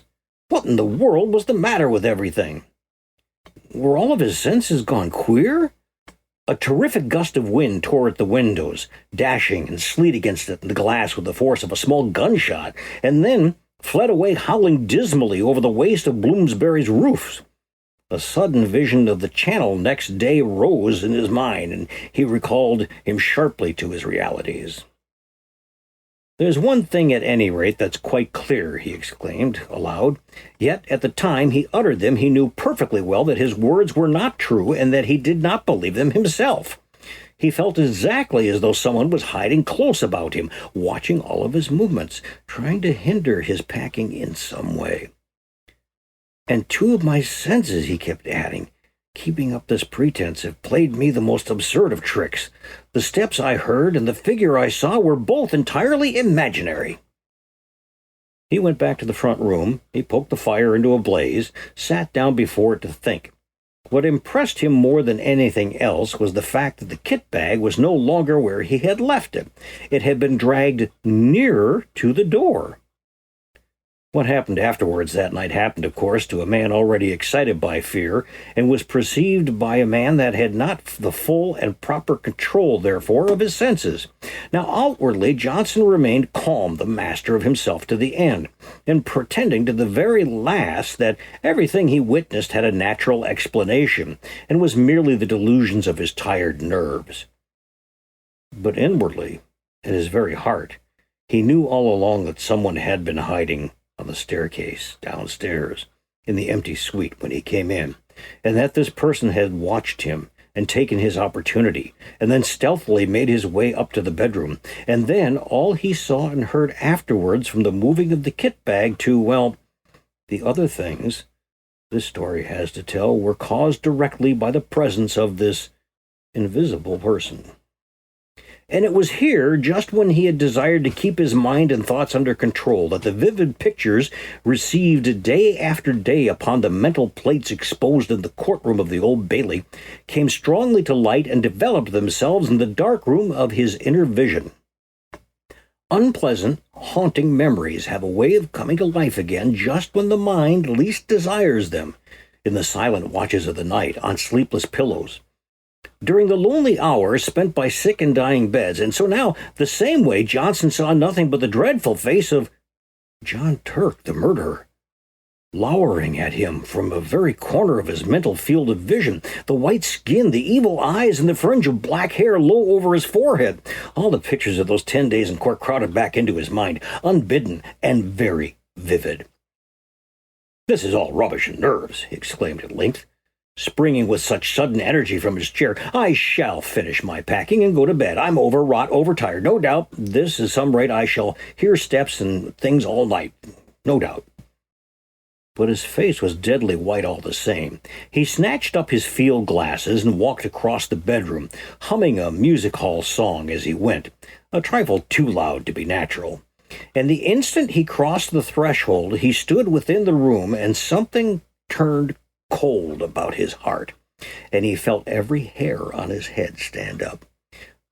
The kit bag lay close in front of him, several feet nearer to the door than where he had left it. And just over its crumpled top he saw a head and a face slowly slinking down out of sight, as though someone were crouching behind it to hide. And at the same moment a sound like a long-drawn sigh was distinctly audible in the still air about him between the gusts of the storm outside. Johnson had more courage and willpower than the girlish indecision of his face indicated. But at first such a wave of terror came over him that for some seconds he could do nothing but stand and stare. A violent trembling ran down his back and legs, and he was conscious of a foolish, almost hysterical impulse to scream. That sigh seemed in his very ear, and the air still quivered with it. It was unmistakably a human sigh. "Who's there?" he said at length, finding his voice, but thought he meant to speak with loud decision, and the tones instead came out as a faint whisper, for he had partly lost control of his tongue and his lips. He stepped forward so that he could see all around and over the kit bag. Of course, there was nothing there, nothing but the faded carpet and the bulging canvas sides. He put out his hand and threw open the mouth of the sack where it had fallen over, being only 3 parts full, and then he saw for the first time that around the inside, some 6 inches from the top, there ran a broad smear of dull crimson. It was an old faded blood stain. He uttered a scream and drew back his hand as if he had been burnt. At the same moment, the kit bag gave a faint but unmistakable lurch towards the door. Johnson collapsed backwards, searching with his hands for the support of something solid, and the door, being further behind them than he realized, received his weight just in time to prevent his falling, and shut with a resounding bang. At the same moment, the swinging of his left arm accidentally touched the electrical switch. The lights in the room went out. It was awkward and disagreeable, a predicament, and if Johnson had not been possessed of some real pluck, he would have done all manner of foolish things. As it was, however, he pulled himself together and groped furiously for the little brass knob to turn the light on. But the rapid closing of the door had set the coats hanging on their swinging hangers, and his fingers became entangled in a confusion of sleeves and pockets, so that it was some moments before he found that switch. And in those few moments of bewilderment and terror, 2 things happened that sent him beyond recall over the boundary into the region of genuine horror. He distinctly heard the kit bag shuffling heavily across the floor in jerks, and close in front of his face sounded once again the sigh of a human being. In his anguished efforts to find the brass button on the wall, he nearly scraped the nails from his fingers. But even then, in those frenzied moments of alarm, so swift and alert are the impressions of a mind keyed up by the vivid emotions, he had time to realize that he had dreaded the return of the light, and that it might be better for him to stay hidden in the merciful screen of darkness. It was but the impulse of a moment, however, and before he had time to act upon it, he had yielded automatically to his original desire, and the room was flooded once again with light. But the second instinct had been right. It would have been better for him to have stayed in the shelter of the kind darkness, for there, close before him, bending over the half-packed kit bag, clear as life in the merciless glare of the electric light, stood the figure of John Turk, the murderer. Not 3 feet from him the man stood, the fringe of black hair marked plainly against the pallor of his forehead, the whole horrible presentment of the scoundrel as vivid as he had seen him the day after day in court in the Old Bailey, when he stood there in the dock, cynical and callous under the very shadow of the gallows. Well, in a flash, Johnson realized what it all meant. The dirty, much-used bag, the smear of crimson within the top, the dreadful stench, the condition of the bulging sides. He remembered how the victim's body had been stuffed into that canvas bag for burial. The ghastly, dismembered fragments forced with lime into this very same bag, the bag itself produced as evidence. It all came back to him now, clear as day. Very softly and stealthily, his hand groped behind him for the handle of the door, but before he could actually turn it, the very thing that he had most of all dreaded came about, and John Turk lifted his devil's face and looked at him. At the same moment that heavy sigh passed through the air of the room, formulated somehow into the words, "It's my bag and I want it." Johnson remembered clawing the door open and then falling in a heap upon the floor of the landing as he tried frantically to make his way into the front room. He remained unconscious for a long time, and it was still dark when he opened his eyes and realized that he was lying stiff and bruised on the cold boards. Then the memory of what he had seen rushed back into his mind, and he promptly faded again. When he awoke the second time, the wintry dawn was just beginning to peep in the windows, parting the stairs and cheerless with a dismal gray, and he managed to crawl into the front room and cover himself with an overcoat in the armchair where, at length, he finally fell asleep. Well, a great clamor awoke him. He recognized Mrs. Monk's voice, loud and voluble. "What? You ain't been to bed, sir? Are you ill or anything happened? And there's an urgent gentleman to see you here. Ain't even 7 o'clock yet, and—" "Who is it?" he stammered. "I'm all right, thanks. Fell asleep in my chair, I suppose." "Someone from Mr. Wilbraham's. He says he ought to see you quick before you go, and I told him." "Show him up, please, at once," said Johnson, whose head was whirling and his mind was still full of those dreadful visions. Mr. Wilbraham's man came in with many apologies and explained briefly and quickly what an absurd mistake had been made, and that the wrong kit bag had been sent over the night before. Henry somehow got a hold of one of those that came over from the courtroom, and Mr. Wilbraham only discovered it when he saw his own laying in the room and asked why it had not gone to you, the man said. "Oh," said Johnson stupidly. "And he must have brought you the one from the murder case instead, sir, I'm afraid," the man continued, without the ghost of an expression on his face. "The one John Turk packed the dead body in, both of them. Mr. Wilbraham's awfully upset about it, sir, and he told me to come over first thing this morning with the right one, as you were going to be leaving on a boat." He pointed to a clean-looking kit bag on the floor, which he had just brought. "And I bring the other one back, sir," he added casually. For some minutes Johnson could not find his voice. At last he pointed in the direction of his bedroom. Perhaps you would kindly unpack it for me? Just empty the things on the floor." Well, the man disappeared into the room and was gone for 5 minutes. Johnson heard the shifting to and fro of the bag and the rattle of the skates and the boots being unpacked. "Thank you, sir," the man said, returning with the bag folded over his arm. "And can I do anything more to help you, sir?" "What is it?" asked Johnson, seeing that he still had something he wished to say. The man shuffled and looked mysterious. "Beg pardon, sir, but knowing your interest in the Turk case, I thought maybe you'd like to know what's happened." "Well, yes." "John Turk killed himself last night with poison, immediately on getting his release. And he left a note for Mr. Wilbraham saying as he had been much obliged if they would put him away, same as the woman he murdered, in that old kit bag." "What time did he do it?" asked Johnson. "Oh, 10 o'clock, said the warder. And that is Bob Dennis with the kit bag from 1908. A reminder that you can check out Bob Dennis's Urban Legends, Stranger Truths on Swellcast. You can also check it out on darknessradioshow.com. He's got his own tab there, and that show is daily. It's a quick 5 minutes of paranormal stories and the topic of the day. Quick little paranormal hit for you as you're out and about. taking care of business for your day. And it's a refreshing little 5 minutes at that. Quick little facts about things in the paranormal and some things you might not have heard of as well. Little topics during the day. One of the more refreshing ones, there have been some Santa Claus ones this past week, Christmas related, and one about the Wizard of Oz that is still blowing my mind. You got to check it out. Just go to darknessradioshow.com, click on the tab that says Urban Legends, Stranger Truths with Bob Dennis, and check that show out. Well, now that your anxiety is at an all-time high, folks, after hearing the kit bag, you may want to come down for just a quick second before we jump into more stories. And of course, how do you get rid of that anxiety? Well, we want to thank our sponsor for today's show, Microdose Gummies, who has been such a good friend to us and such a good sponsor for us here on the show.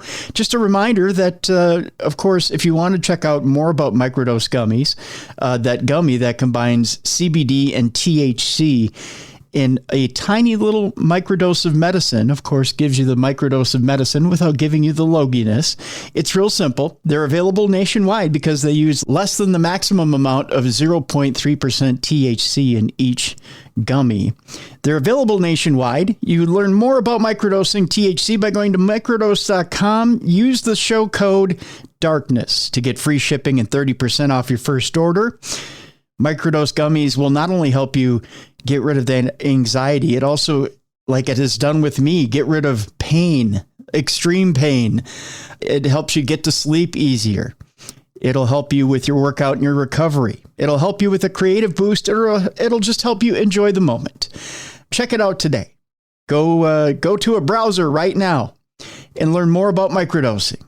Go to microdose.com or use the show code DARKNESS to get free shipping and 30% off your first order. We'll have a link in the show description as well. But again, it's microdose.com. Use the code DARKNESS. Go ahead and do it today. Let's move on with our story, shall we?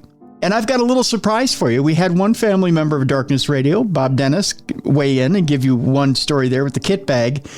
We got a special guest coming up and a special family member closing out our show today. And that is Mallie Fox. She's got a story for us from Charles Dickens. And it's not the one you think. It's not the Christmas ghost story you think. It's actually the Christmas ghost story that inspired A Christmas Carol. That's coming up at the end of the show. But let's do one that's known but not known. You may have heard of Smee. Yeah, Smee.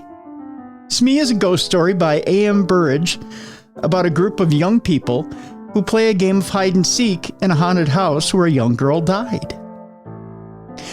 Here's the story of Smee by A.M. Burridge. "No," said Jackson, with a deprecatory smile. "I'm sorry, I don't want to upset your game. I shan't be doing that because you'll have plenty without me. But I'm not playing any games of hide and seek." It was Christmas Eve, and we were a party of 14 with just the proper leavening of youth. We had dined well. It was the season for childish games, and we were all in the mood for playing them. All, that is, except Jackson. When somebody suggested hide and seek, there was a rapturous and almost unanimous approval. His was the one dissentient voice. It was not like Jackson to spoil sport or refuse to do as others wanted. Somebody asked him if he were feeling seedy. "No," he answered. "I feel perfectly fit, thanks." But he added with a smile which softened without retracting the flat refusal, "I'm not playing hide and seek." "Why not?" someone asked. He hesitated for a moment before replying. "I sometimes go and stay at a house where a girl was killed. She was playing hide and seek in the dark. She didn't know the house very well. There was a door that led to the servants' staircase, and when she was chased, she thought the door led to a bedroom. She opened the door and jumped and landed at the bottom of the stairs. She broke her neck, of course." We all looked serious. Mrs. Fernley said, "How terrible. And were you there when it happened?" Jackson shook his head sadly. "No," he said, "but I was there when something else happened. Something worse." "What could be worse than that?" "This was," said Jackson. He hesitated for a moment, and then he said, "I wonder if any of you have ever played a game called Smee. It's much better than hide and seek. The name comes from It's Me, of course. Perhaps you'd like to play it instead of hide and seek. Let me tell you the rules of the game. Every player is given a sheet of paper. All the sheets except one are blank. On the last sheet of paper is written Smee. Nobody knows who Smee is except Smee himself or herself. You turn out the lights and Smee goes quietly out of the room and hides. After a time, the others go off to search for Smee, but of course, they don't know who they're looking for. When one player meets another, he challenges him by saying, Smee. The other players answer, Smee, and they continue searching. But the real Smee doesn't answer when someone challenges. The second player stays quietly behind him. Presently, they will be discovered by a third player. He will challenge and receive no answer, and he will join the first two. This goes on until all the players are in the same place. The last one to find Smee has to pay a forfeit. It's a good, noisy, amusing game. In a big house, it often takes a long time for everyone to find Smee. Perhaps you'd like to try. I'll happily pay my forfeit and sit here by the fire while you play. It sounds like a good game, I remarked. Have you played it too, Jackson? Yes, he answered. I played it in the house that I was telling you about. And was she there? The girl who broke? No, said someone else. He told us he wasn't there when she broke her neck. Jackson thought for a moment. I don't know if she was there or not. I'm afraid she was. I know that there were 13 of us playing the game, and there were only 12 people in the house. And I didn't know the dead girl's name. When I heard that whispered name in the dark, it didn't worry me. But I tell you, I'm never going to play that kind of game again. It made me quite nervous for a long time. I prefer to pay my forfeit at once. We all stared at him. His words did not make any sense at all. Tim Voos was the kindest man in the world. He smiled at all of us. This sounds like a very interesting story, he said. Come on, Jackson. You can tell it to us instead of paying a forfeit. Very well, said Jackson. And here is his story. Have you met the Sangstons? They're cousins of mine, and they live in Surrey. 5 years ago, they invited me to go and spend Christmas with them. It was an old house with lots of unnecessary passages and staircases. A stranger could really get quite lost in it quite easily. Well, I went down for that Christmas. Violet Sangston promised me that I knew most of the other guests. Unfortunately, I couldn't get away from my job until Christmas Eve. All the other guests had arrived there the previous day. I was the last to arrive, and I was only just in time for dinner. I said hello to everyone I knew, and Violet Sangston introduced me to the people I didn't know. Then it was time to go in for dinner. That is perhaps why I didn't hear the name of a tall, dark-haired, handsome girl who I hadn't met before. Everyone was in rather a hurry, and I'm always bad at catching people's names. She looked cold and clever. She didn't look at all friendly, but she looked interesting, and I wondered who she was. I didn't ask because I was sure that someone would speak to her by name during the meal. Unluckily, however, I was a long way away from her at the table. I was sitting next to Mrs. Gorman, and as usual, Mrs. Gorman was being very bright and amusing. Her conversation is always worth listening to, and I completely forgot to ask the name of the dark, proud girl. There were 12 of us, including the Sangstons themselves. We were all young or trying to be young. Jack and Violet Sangston were the oldest, and their 17-year-old son Reggie was the youngest. It was Reggie who suggested Smee when the talk turned to games. He told us the rules of the game, just like I described to you, and Jack Sangston warned us, if you're all going to play games in the dark, he said, please be careful of the back stairs on the first floor. A door leads to them, and I've often thought about taking the door off. In the dark, a stranger to the house could think that they were walking into a room. A girl really did break her neck on those stairs. I asked how it happened. It was about 10 years ago before we came here. There was a party, and they were playing hide and seek. This girl was looking for somewhere to hide. She had heard somebody was coming and ran along the passage to get away. She opened the door thinking it led to a bedroom. She planned to hide in there until the seeker had gone. Unfortunately, it was the door that led to the back stairs. She fell straight down to the bottom of the stairs, and she was dead when they picked her up. We all promised to be careful, and Mrs. Gorman even made a little joke about living to be 90. You see, none of us had known the poor girl, and we did not want to feel sad on Christmas Eve. Well, we all started the game immediately after dinner, and young Reggie Sangston went round making sure all the lights were off, except the ones in the servants' room and in the sitting room where we were. We then prepared 12 sheets of paper. 11 of them were blank, and one of them had Smee written right on it. Reggie mixed them all up, and then we each took one. And the person who got the paper with Smee on it had to hide. I looked at mine and I saw it was blank. A moment later, all the electric lights went out, and in the darkness, I heard someone moving very quietly to the door. After a minute, somebody blew a whistle, and we all rushed to the door. I had no idea who was Smee. For 5 or 10 minutes, we were all rushing up and down passages and in and out of rooms, challenging each other and answering, Smee? Smee? After a while, the noise died down, and I guess that someone had found Smee. After a time, I found a group of people all sitting on some narrow stairs. I challenged and received no answer. So Smee was there. I hurriedly joined the group. Presently, 2 more players arrived. Each one was hurrying to avoid being last. Jack Sangston was last and was given a forfeit. I think we're all here now, aren't we? He remarked. He lit a match, looked up the staircase, and began to count. 9, 10, 11, 12, 13, he said, and then he laughed. That's silly. There's one too many. The match went out, and then he lit another and began to count. He got as far as 12, and then he looked puzzled. There are 13 people here, he said. I haven't counted myself yet. Oh, nonsense, I laughed. You probably began with yourself, and now you want to count yourself twice. His son took out his electric torch. It gave a better light than the matches, and we all began to count. Of course there were 12 of us, Jack laughed. Well, he said, I was sure I counted 13 twice. From halfway up the stairs, Violet Sangston spoke nervously. I thought there was somebody sitting 2 steps above me. Have you moved, Captain Ransom? The captain said that he hadn't, but I thought there was somebody sitting between Mr. Sangston and me. Just for a moment, there was an uncomfortable something in the air. A cold finger seemed to touch us all. For that moment, we all felt that something odd and unpleasant had just happened. It was likely to happen again. Then we laughed at ourselves and at each other, and we felt normal again. There was only 12 of us, and that was that. Still laughing, we marched back to the sitting room and to begin this whole thing again. This time I was Smee. Violet Sangston found me while I was searching for a hiding place, and that game didn't last too long.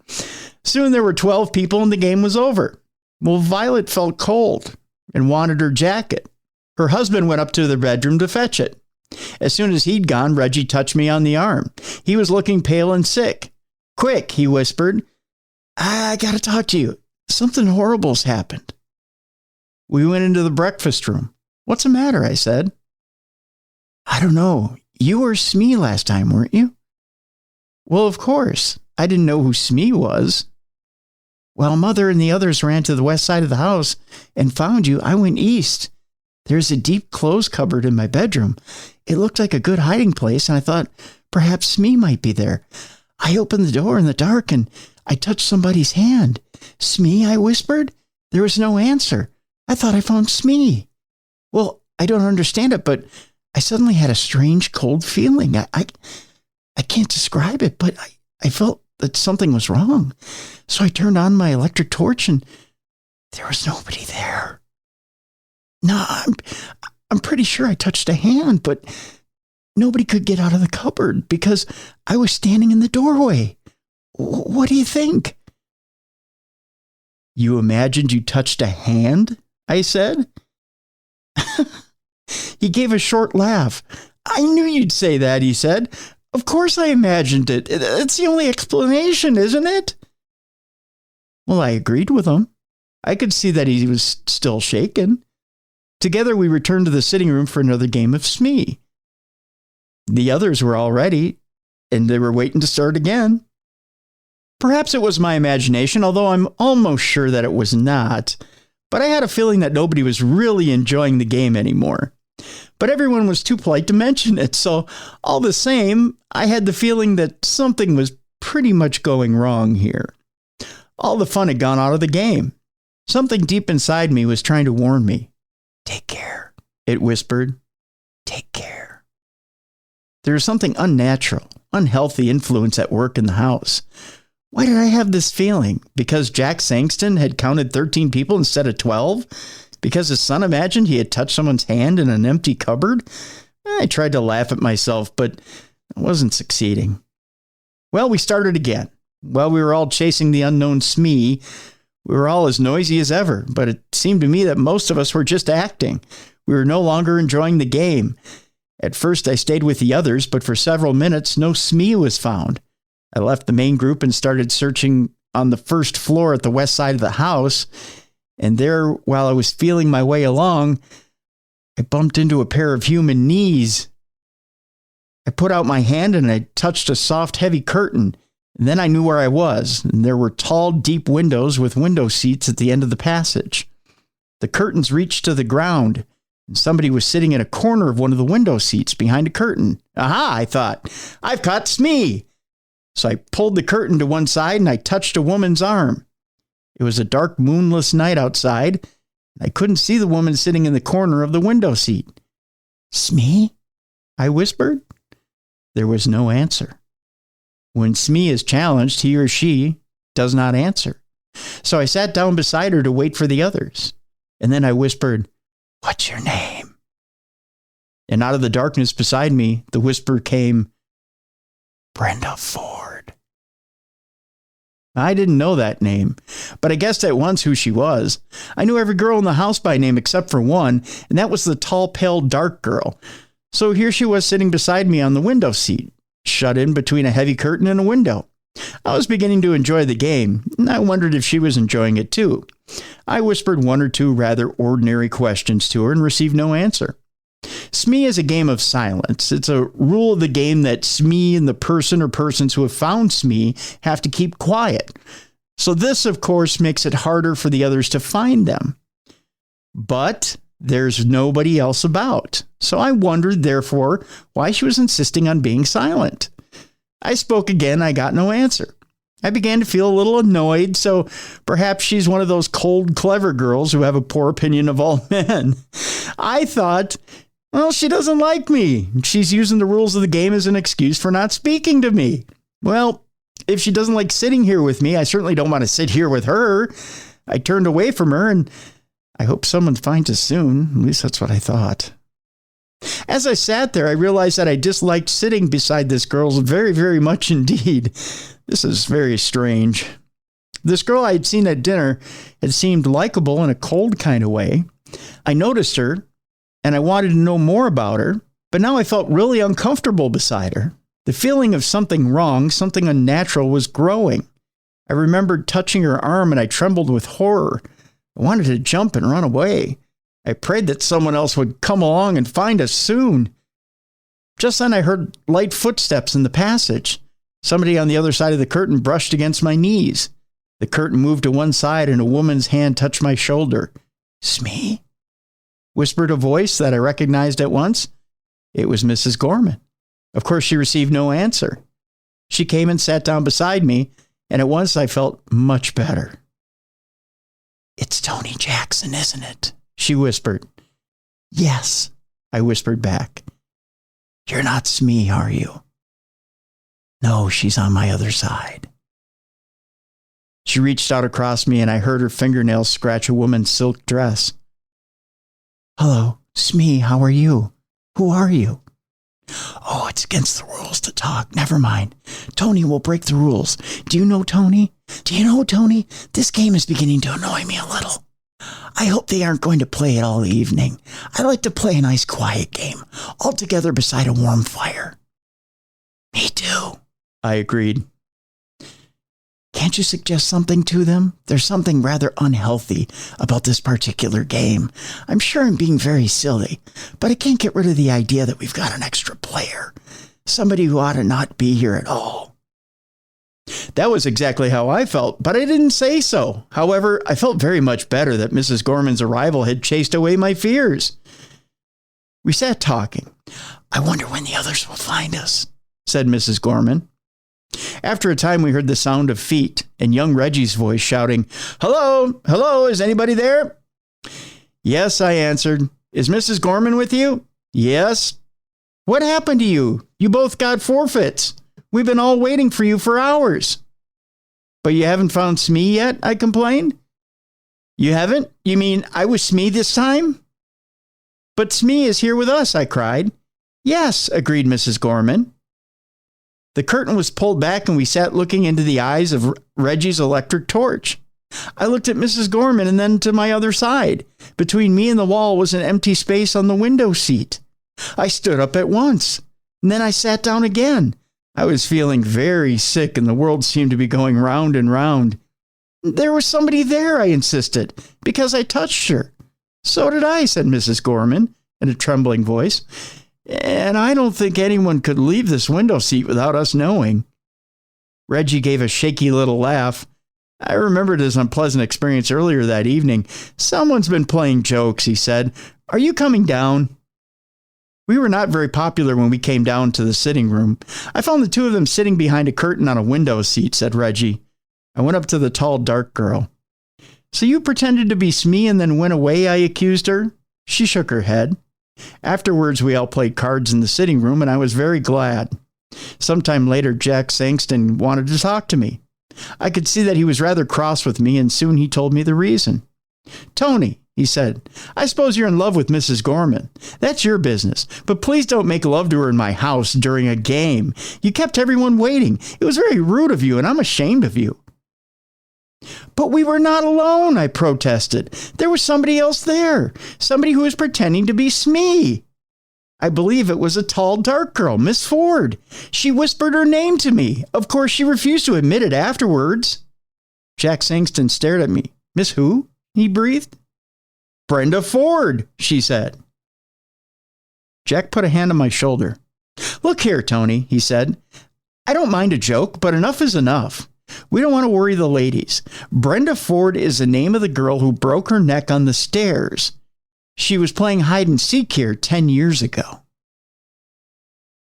And that is the story of Smee. Interesting, huh? A little bit of a chill when it comes to Smee. So if you're out there playing games with family this weekend, don't go play Smee. Could end up with a broken neck. Speaking of family, it's time for us to do our last story of the day. It's time for us to bring in Miss Mallie Fox.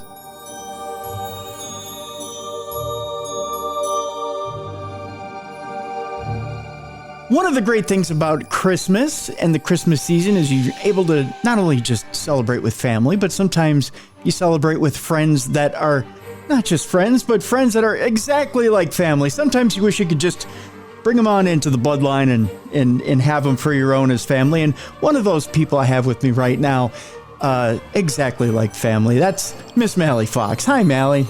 Hi, Tim. It's first of all, I want to wish you a very Merry Christmas. Oh, and you too. You got big plans for the holiday? Actually, I was trying to think. No, it's kind of quiet this time. I'm not able to go back to Minnesota to be with my family, so it's just Derek and his family. Oh, okay. Well, does Derek's family have big plans? No, actually, this time it's going to be kind of quiet. We used to have the big parties with 40 people and stuff like that. But the past couple years, it's kind of gotten smaller and smaller. So we'll be with the immediate family and the grandparents and a couple aunts and uncles, but not as big as it used to be. Yeah, we just got a small thing going on here at the house. So it's just, isn't it? It's kind of bittersweet when the kids start getting older. And, yeah. So my youngest nephew is now 10 and he's starting to get to that belief stage where he says, I don't believe anymore. And it's so heart-wrenching. Yeah. Ariana has informed us that she doesn't believe, but Luke still does. Oh, that's good. That's good. Yeah. That Luke does. Cause it's when they start getting to that age where belief is an issue, it's heartbreaking. I know the magic, the innocence is gone, but Ariana's still having fun because she helps me with those elves. Yeah. The ones that are the bane of my existence. So she helps me with those.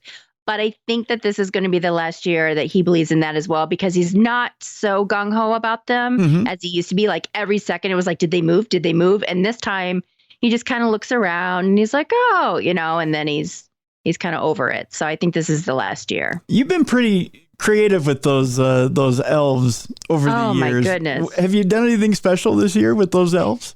Nothing this year, but towards the end of last year, I did this whole elaborate like snowflake design on the bathroom floor with Q-tips. Like I use probably like 50, 60 of them. Uh-huh. And I was all excited for the kids to see them. And then Derek opened up the door and stepped right through them. No. And then, and then he didn't even notice. And I was like, hello. I did. It was just kind of, I was inspired by your elf on a shelf and the different things you were doing with elves. So I think it was last year. Was it last year or the year before? I went out and got my own Snoop on a shelf. So I have my own Snoop elf who has his own little spliff. It's true. He has his own little green outfit and his own little spliff. So he sits on my on the mantle of my fireplace. So yeah. Yeah, I don't know if we're going to still bring them out, even if the kids don't believe them as part of tradition. I don't know. Derek can't stand them, but I don't know. Oh, I think it's kind of fun. I mean, there's certain things that, we were talking about tradition actually a little bit earlier in the program, Bruiser and I were, and we talked about it a little bit on Tuesday, and you almost have to kind of carry on with tradition, even though, it seems like sometimes it's a little laborious and sometimes it's, it's one of those things that you think, oh no, people are getting kind of tired of it or whatever.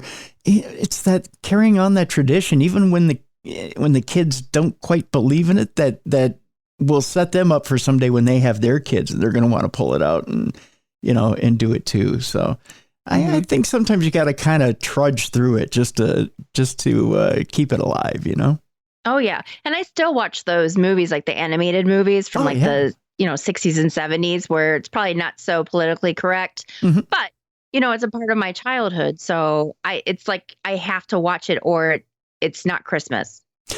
Have you got Apple TV just to see A Charlie Brown Christmas? No, but there is a YouTube thing that I follow, and they have them in like pieces. So I just watched like each piece because it's only like 30 minutes long. So I just watched each piece, and then that was close enough. So I'll give you this choice before we get to our story. If you had to pick Grinches, original Grinch, Cumber Grinch, or Jim Carrey Grinch. Do you know when I say Cumber Grinch? This was the 2018 animated Grinch with Benedict Cumberbatch. Oh, I don't think I ever saw that one. You haven't seen that one? Okay. So if you had to pick between the three, which one would you pick on a wintry, snowy, cold night to watch? You know what? I would probably pick the original one. Yeah, me too. Yeah, most definitely. There's nothing like the original. You just can't beat the original. It with the songs and everything. I tried the other night. The other night, the Benedict Cumbergrinch version was on NBC, and I tried. I just couldn't. It's not that I won't give it a chance. I'd sit and watch it all the way through if I had kids around me or whatever. But I just can't. I just can't. And I enjoy the Jim Carrey version, but again, that's one of those. It's a little bit different story than what I'm used to. So yeah. That's what that is. Our story today, and thank you, Mallie, very much for joining us on our Christmas special. I greatly appreciate it. My pleasure. Thanks for asking me. Yeah, well, thank you again. Our story from you today is actually a story that Charles Dickens wrote before A Christmas Carol. We all know A Christmas Carol from Charles Dickens, but this is a story that inspired A Christmas Carol. And it's kind of interesting. It's the story of the goblins who stole a sexton. It was published in 1836 as part of Dickens' series, The Pickwick Papers. This story follows a Christmas chapter and is supposedly related by one of the characters in the story.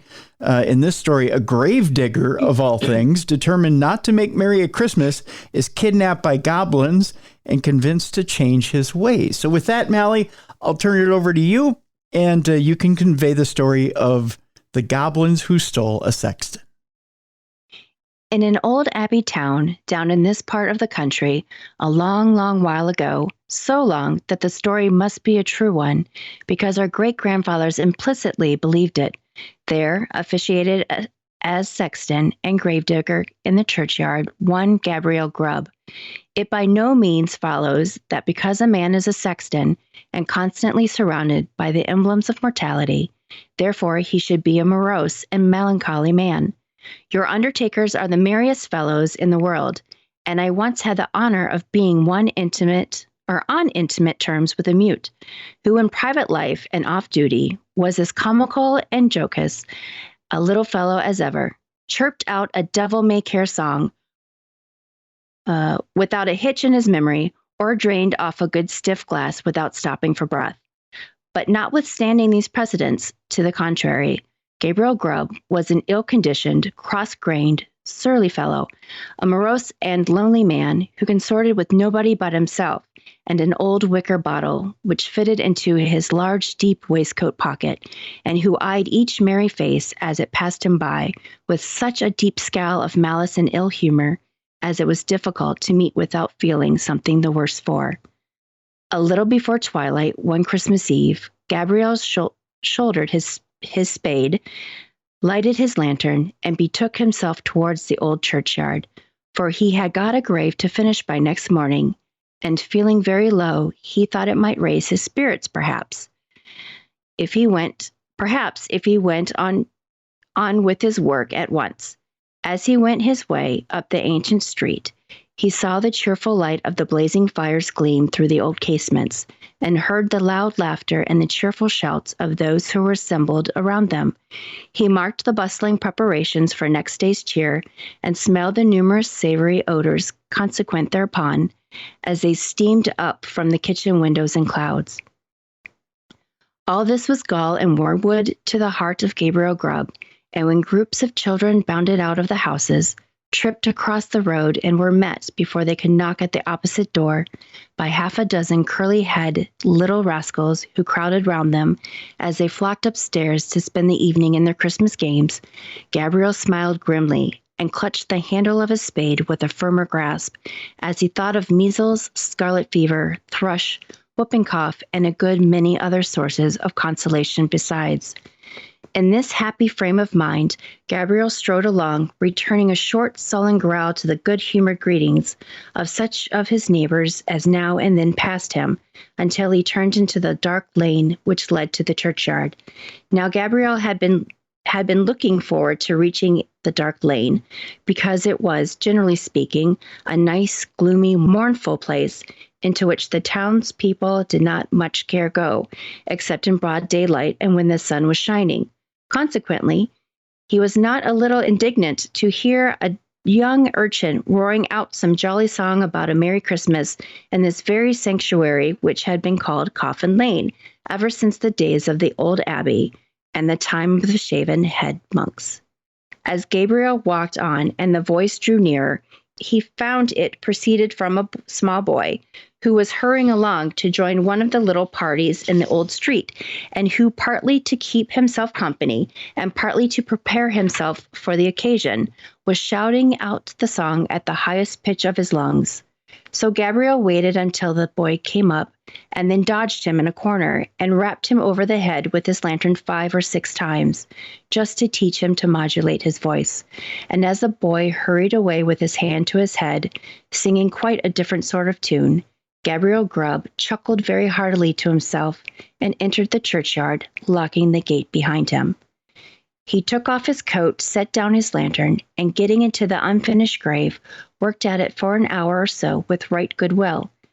But the earth was hardened with frost, and it was no very easy matter to break it up and shovel it out.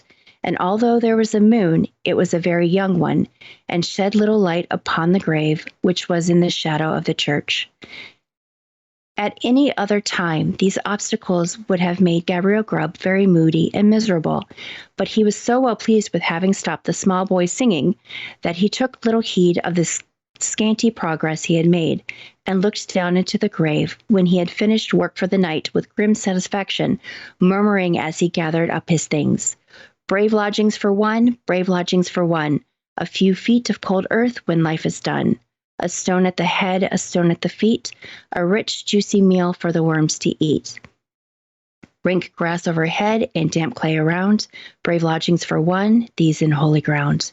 Ho, ho, laughed Gabriel Grubb, as he sat himself down on a flat tombstone, which was a favorite resting place of his, and drew forth his wicker bottle. A coffin at Christmas, a Christmas box. Ho, ho, ho. Ho, ho, ho, repeated a voice which sounded close behind him. Gabriel paused, in some alarm, in the act of raising the wicker bottle to his lips, and looked round. The bottom of the oldest grave about him was not more still and quiet than the churchyard in the pale moonlight. The cold hoar frost glistened on the tombstones and sparkled like rows of gems among the stone carvings of the old church. The snow lay hard and crisp upon the ground and spread over the thickly strewn mounds of the earth, so white and smooth a cover that it seemed as if corpses lay there, hidden only by their winding sheets. Not the faintest rustle broke the profound tranquility of the solemn scene. Sound itself appeared to be frozen up. All was so cold and still. It was the echoes, said Gabriel Grubb, raising the bottle to his lips again.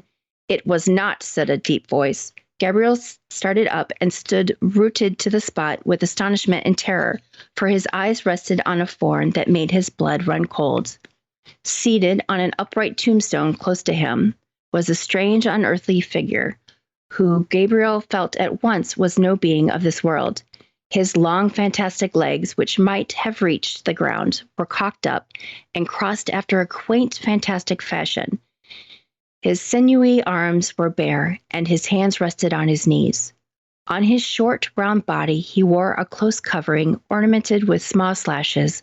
A short cloak dangled at his back.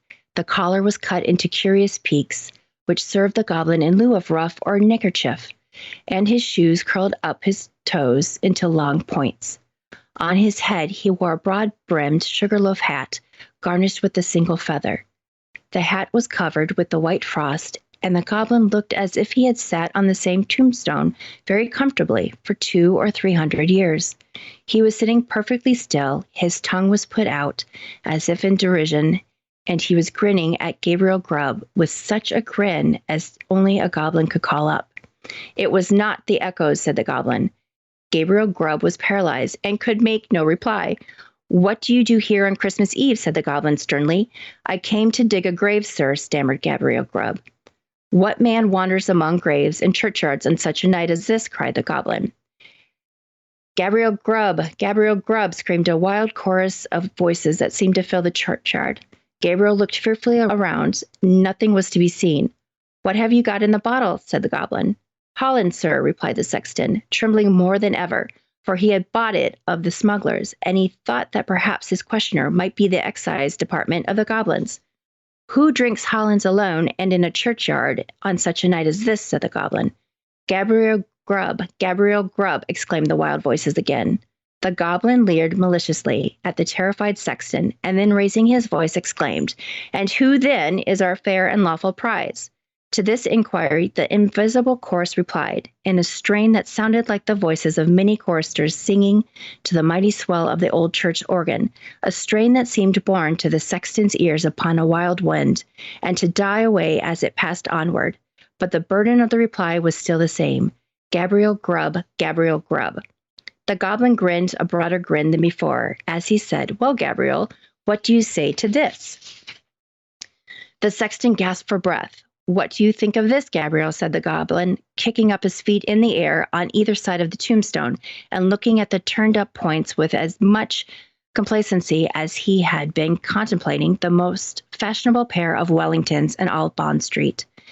It's very curious, sir, replied the sexton, half dead with fright. Very curious and very pretty, but I think I'll go back and finish my work, sir, if you please. Work, said the goblin. What work? The grave, sir, making the grave, stammered the sexton. Oh, the grave, eh, said the goblin. Who makes graves at a time when all men are merry and take a pleasure in it? Again the mysterious voices replied, Gabriel Grubb. I am afraid my friends want you, Gabriel, said the goblin, thrusting his tongue farther into his cheek than ever, and a most astonishing tongue it was. I'm afraid my friends want you, Gabriel, said the goblin. Under favor, sir, replied the horror-stricken sexton. I don't think they can, sir. They don't know me, sir. I don't think the gentlemen have ever seen me, sir.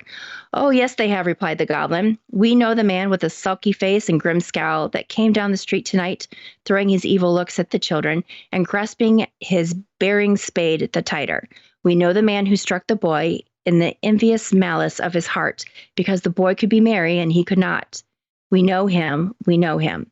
Here the goblin gave a loud, shrill laugh, which the echoes returned 20-fold, and throwing his legs up in the air, stood upon his head, or rather upon the very point of his sugarloaf hat, on the narrow edge of the tombstone, whence he threw a somerset with extraordinary agility, right to the sexton's feet, at which he planted himself in the attitude in which tailors generally sit upon the shop-board. I am afraid I must leave you, sir, said the sexton, making an effort to move. Leave us, said the goblin. Gabriel Grubb going to leave us? Ho, ho, ho. As the goblin laughed, the sexton observed, for one instant, a brilliant illumination within the windows of the church, as if the whole building were lighted up. It disappeared, the organ pealed forth a lively air, and whole troops of goblins, the very counterpart of the first one, poured into the churchyard and began playing at leapfrog with the tombstones, never stopping for an instant to take breath, but overing the highest among them, one after the other, with the most marvelous dexterity. The first goblin was a most astonishing leaper, and none of the others could come near him. Even in the extremity of his terror, the sexton could not help observing that while his friends were content with leaping over the common-sized gravestones, the first one took the family vaults, iron railings, and all, with as much ease as they had been so many street posts. At last the game reached to a most exciting pitch. The organ played quicker and quicker, and the goblins leaped faster and faster, coiling themselves up, rolling head over heel upon the ground, and bounding over the tombstones like footballs. The sexton's brain whirled round with the rapidity of the motion he beheld, and his legs reeled beneath him as the spirits flew before his eyes, when the Goblin King suddenly darted towards him, laid his hands upon his collar, and sank with him through the earth. When Gabriel Grubb had had time to fetch his breath, which the rapidity of his descent had for the moment taken away, he found himself in what appeared to be a large cavern, surrounded on all sides by crowds of goblins, ugly and grim. In the center of the room, on an elevated seat, was stationed his friend of the churchyard, and close behind him stood Gabriel Grubb himself, without power of motion. Cold tonight, said the king of the goblins, very cold. A glass of something warm here. At this command, half a dozen officious goblins, with a perpetual smile upon their faces, whom Gabriel Grubb imagined to be courtiers, on that account hastily disappeared, and presently returned with a goblet of liquid fire, which they presented to the king. Ah, cried the goblin, whose cheeks and throat were transparent, as he tossed down the flame, this warms one indeed. Bring a bumper of the same for Mr. Grubb. It was in vain for the unfortunate sexton to protest that he was not in the habit of taking anything warm at night. One of the goblins held him while another poured the blazing liquid down his throat. The whole assembly screeched with laughter as he coughed and choked and wiped away the tears which gushed plentifully from his eyes after swallowing the burning draught. And now, said the king, fantastically poking the taper corner of his sugarloaf hat into the sexton's eye, and thereby occasioning him the most exquisite pain, and now show the man a misery and gloom, a few of the pictures from our own great storehouse. As the goblin said this, a thick cloud which obscured the remoter end of the cavern rolled gradually away, and disclosed, apparently at a great distance, a small and scantily furnished, but neat and clean apartment. A crowd of little children were gathered round a bright fire, clinging to their mother's gown and gamboling around her chair. The mother occasionally rose and drew aside the window curtain, as if to look for some expected object. A frugal meal was ready spread upon the table, and an elbow chair was placed near the fire. A knock was heard at the door. The mother opened it, and the children crowded round her and clapped their hands for joy as their father entered. He was wet and weary, and shook the snow from his garments as the children crowded round him, and seizing his cloak, hat, stick, and gloves, with busy zeal, ran with them from the room. Then as he sat down to his meal before the fire, the children climbed about his knee, and the mother sat by his side, and all seemed happiness and comfort. But a change came upon the view, almost imperceptibly. The scene was altered to a small bedroom, where the fairest and youngest child lay dying. The roses had fled from his cheek, and the light from his eyes. And even as the sexton looked upon him with interest as he had never felt or known before, he died. His young brothers and sisters crowded round his bed and seized his tiny hand, so cold and heavy that they shrank back from its touch and looked with awe on his infant face, for calm and tranquil as it was, and sleeping in rest and peace as the beautiful child seemed to be, they saw that he was dead, and they knew that he was an angel looking down upon and blessing them from a bright and happy heaven. Again the light cloud passed across the picture, and again the subject changed. The father and mother were old and helpless now, and the number of those about them was diminished more than half. But content and cheerfulness sat on every face and beamed in every eye as they crowded round the fireside and told and listened to old stories of earlier and bygone days. Slowly and peacefully, the father sank into the grave, and soon after, the share of all his cares and troubles followed him to a place of rest. The few who yet survived them kneeled by their tomb and watered the green turf which covered it with their tears, then rose and turned away, sadly and mournfully, but not with bitter cries or despairing lamentations, for they knew that they should one day meet again, and once more they mixed with the busy world, and their content and cheerfulness were restored. The cloud settled upon the picture and concealed it from the sexton's view. "What do you think of that?" said the goblin, turning his large face towards Gabriel Grubb. Gabriel murmured out something about it being very pretty and looked somewhat ashamed as the goblin bent his fiery eyes upon him. "You miserable man," said the goblin in a tone of excessive contempt. "You!" He appeared disposed to add more, but indignation choked his utterance, so he lifted up one of his very pliable legs and flourished it above his head a little to ensure his aim, administered a good sound kick to Gabriel Grubb, immediately after which all the goblins in waiting crowded around the wretched sexton and kicked him without mercy, according to the established and invariable custom of courtiers upon earth, who kick whom royalty kicks and hug whom royalty hugs. "Show him some more," said the king of the goblins. As these words, the cloud was dispelled, and a rich and beautiful landscape was disclosed to view. There is just such another to this day within half a mile of the old abbey town. The sun shone from out the clear blue sky, the water sparkled beneath his rays, and the trees looked greener, and the flowers more gay beneath its cheering influence. The water rippled on with a pleasant sound. The trees rustled in the light wind that murmured among their leaves. The birds sang upon the boughs, and the lark caroled on high her welcome to the morning. Yes, it was morning, the bright, balmy morning of summer. The minutest leaf, the smallest blade of grass, was instinct with life. The ant crept forth to her daily toll. The butterfly fluttered and basked in the warm rays of sun. Myriads of insects spread their transparent wings and reveled in their brief but happy existence. Man walked forth, elated with the scene, and all was brightness and splendor. "You, a miserable man," said the king of the goblins, in a more contemptuous tone than before. And again the king of the goblins gave his leg a flourish. Again it descended on the shoulders of the sexton, and again the attendant goblins imitated the example of their chief. Many a time the cloud went and came, and many a lesson it taught to Gabriel Grubb, who, although his shoulders smarted with pain from the frequent applications of the goblin's feet thereunto, looked on with an interest that nothing could diminish. He saw that men worked hard and earned their scanty bread with lives of labor, were cheerful and happy, and that to the most ignorant, the sweet face of nature was a nerve-failing source of cheerfulness and joy. He saw those who had been delicately nurtured and tenderly brought up, cheerful under privations and superior to suffering that would have crushed many of a rougher grain, because they bore within their own bosoms the materials of happiness, contentment, and peace. He saw that women, the tenderest and most fragile of all God's creatures, were the oftenest superior to sorrow, adversity, and distress. And he saw that it was because they bore in their own hearts an inexhaustible wellspring of affection and devotion. Above all, he saw that men like himself, who snarled at the mirth and cheerfulness of others, were the foulest weeds on the fair surface of the earth, and settled all the good of the world against the evil. He came to the conclusion that it was a very decent and respectable sort of world after all. No sooner had he formed it Then the cloud which had closed over the last picture seemed to settle on his senses and lull him to repose.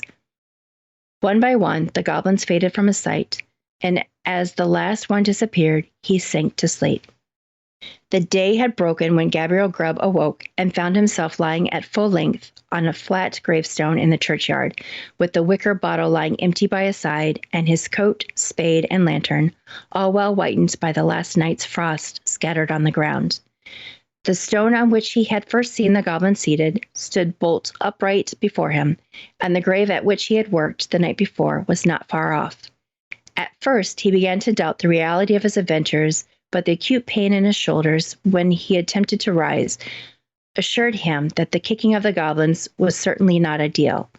He was staggering again by observing no traces of footsteps in the snow on which the goblins had played at leapfrog with the gravestones, but he speedily accounted for this circumstance when he remembered that, being spirits, they would leave no visible impression behind them. So Gabriel Grubb got on his feet as well as he could, for the pain in his back, and brushing the frost off his coat, put it on and turned his face towards the town. But he was an altered man, and he could not bear the thought of returning to a place where his repentance would be scoffed at, and his reformation disbelieved. He hesitated for a few moments, and then turned away to wander where he might, and seek his bread elsewhere. The lantern, the spade, and the wicker bottle were found that day in the churchyard. There were a great many speculations about the sexton's fate at first, but it was speedily determined that he had been carried away by the goblins, and they were not wanting some very credible witnesses who had distinctly seen him whisk through the air on the back of a chestnut horse, blind of one eye, with the hind quarters of a lion and the tail of a bear. At length, this was devoutly believed, and the new sexton used to exhibit to the curious, for a trifling emolument, a good-sized piece of the church weathercock, which had been accidentally kicked off by the aforesaid horse in his aerial flight, and picked up by himself in the churchyard a year or two afterwards. Unfortunately, these stories were somewhat disturbed by the unlooked-for reappearance of Gabriel Grubb himself. Some 10 years afterwards, a ragged, contented, rheumatic old man, he told his story to the clergyman and also to the mayor, and in course of time it began to be received as a matter of history, in which form it had continued down to this very day. The believers in the weathercock tale, having misplaced their confidence once, were not easily prevailed upon to part with it again. So they looked as wise as they could, shrugged their shoulders, touched their foreheads, and murmured something about Gabriel Grubb having drunk all the Hollands and then fallen asleep on the flat tombstone, and they affected to explain that he supposed to had witnessed in the Goblin's Cavern by saying that he had seen the world and grown wiser. But this opinion, which was by no means a popular one at the time, gradually died off, and be the matter how it may, Gabriel Grubb was afflicted with rheumatism to the end of his days. This story has at least one moral, if it teach no better one, and that is, that if a man turn sulky and drink by himself at Christmas time, he may make up his mind to be not a bit the better for it.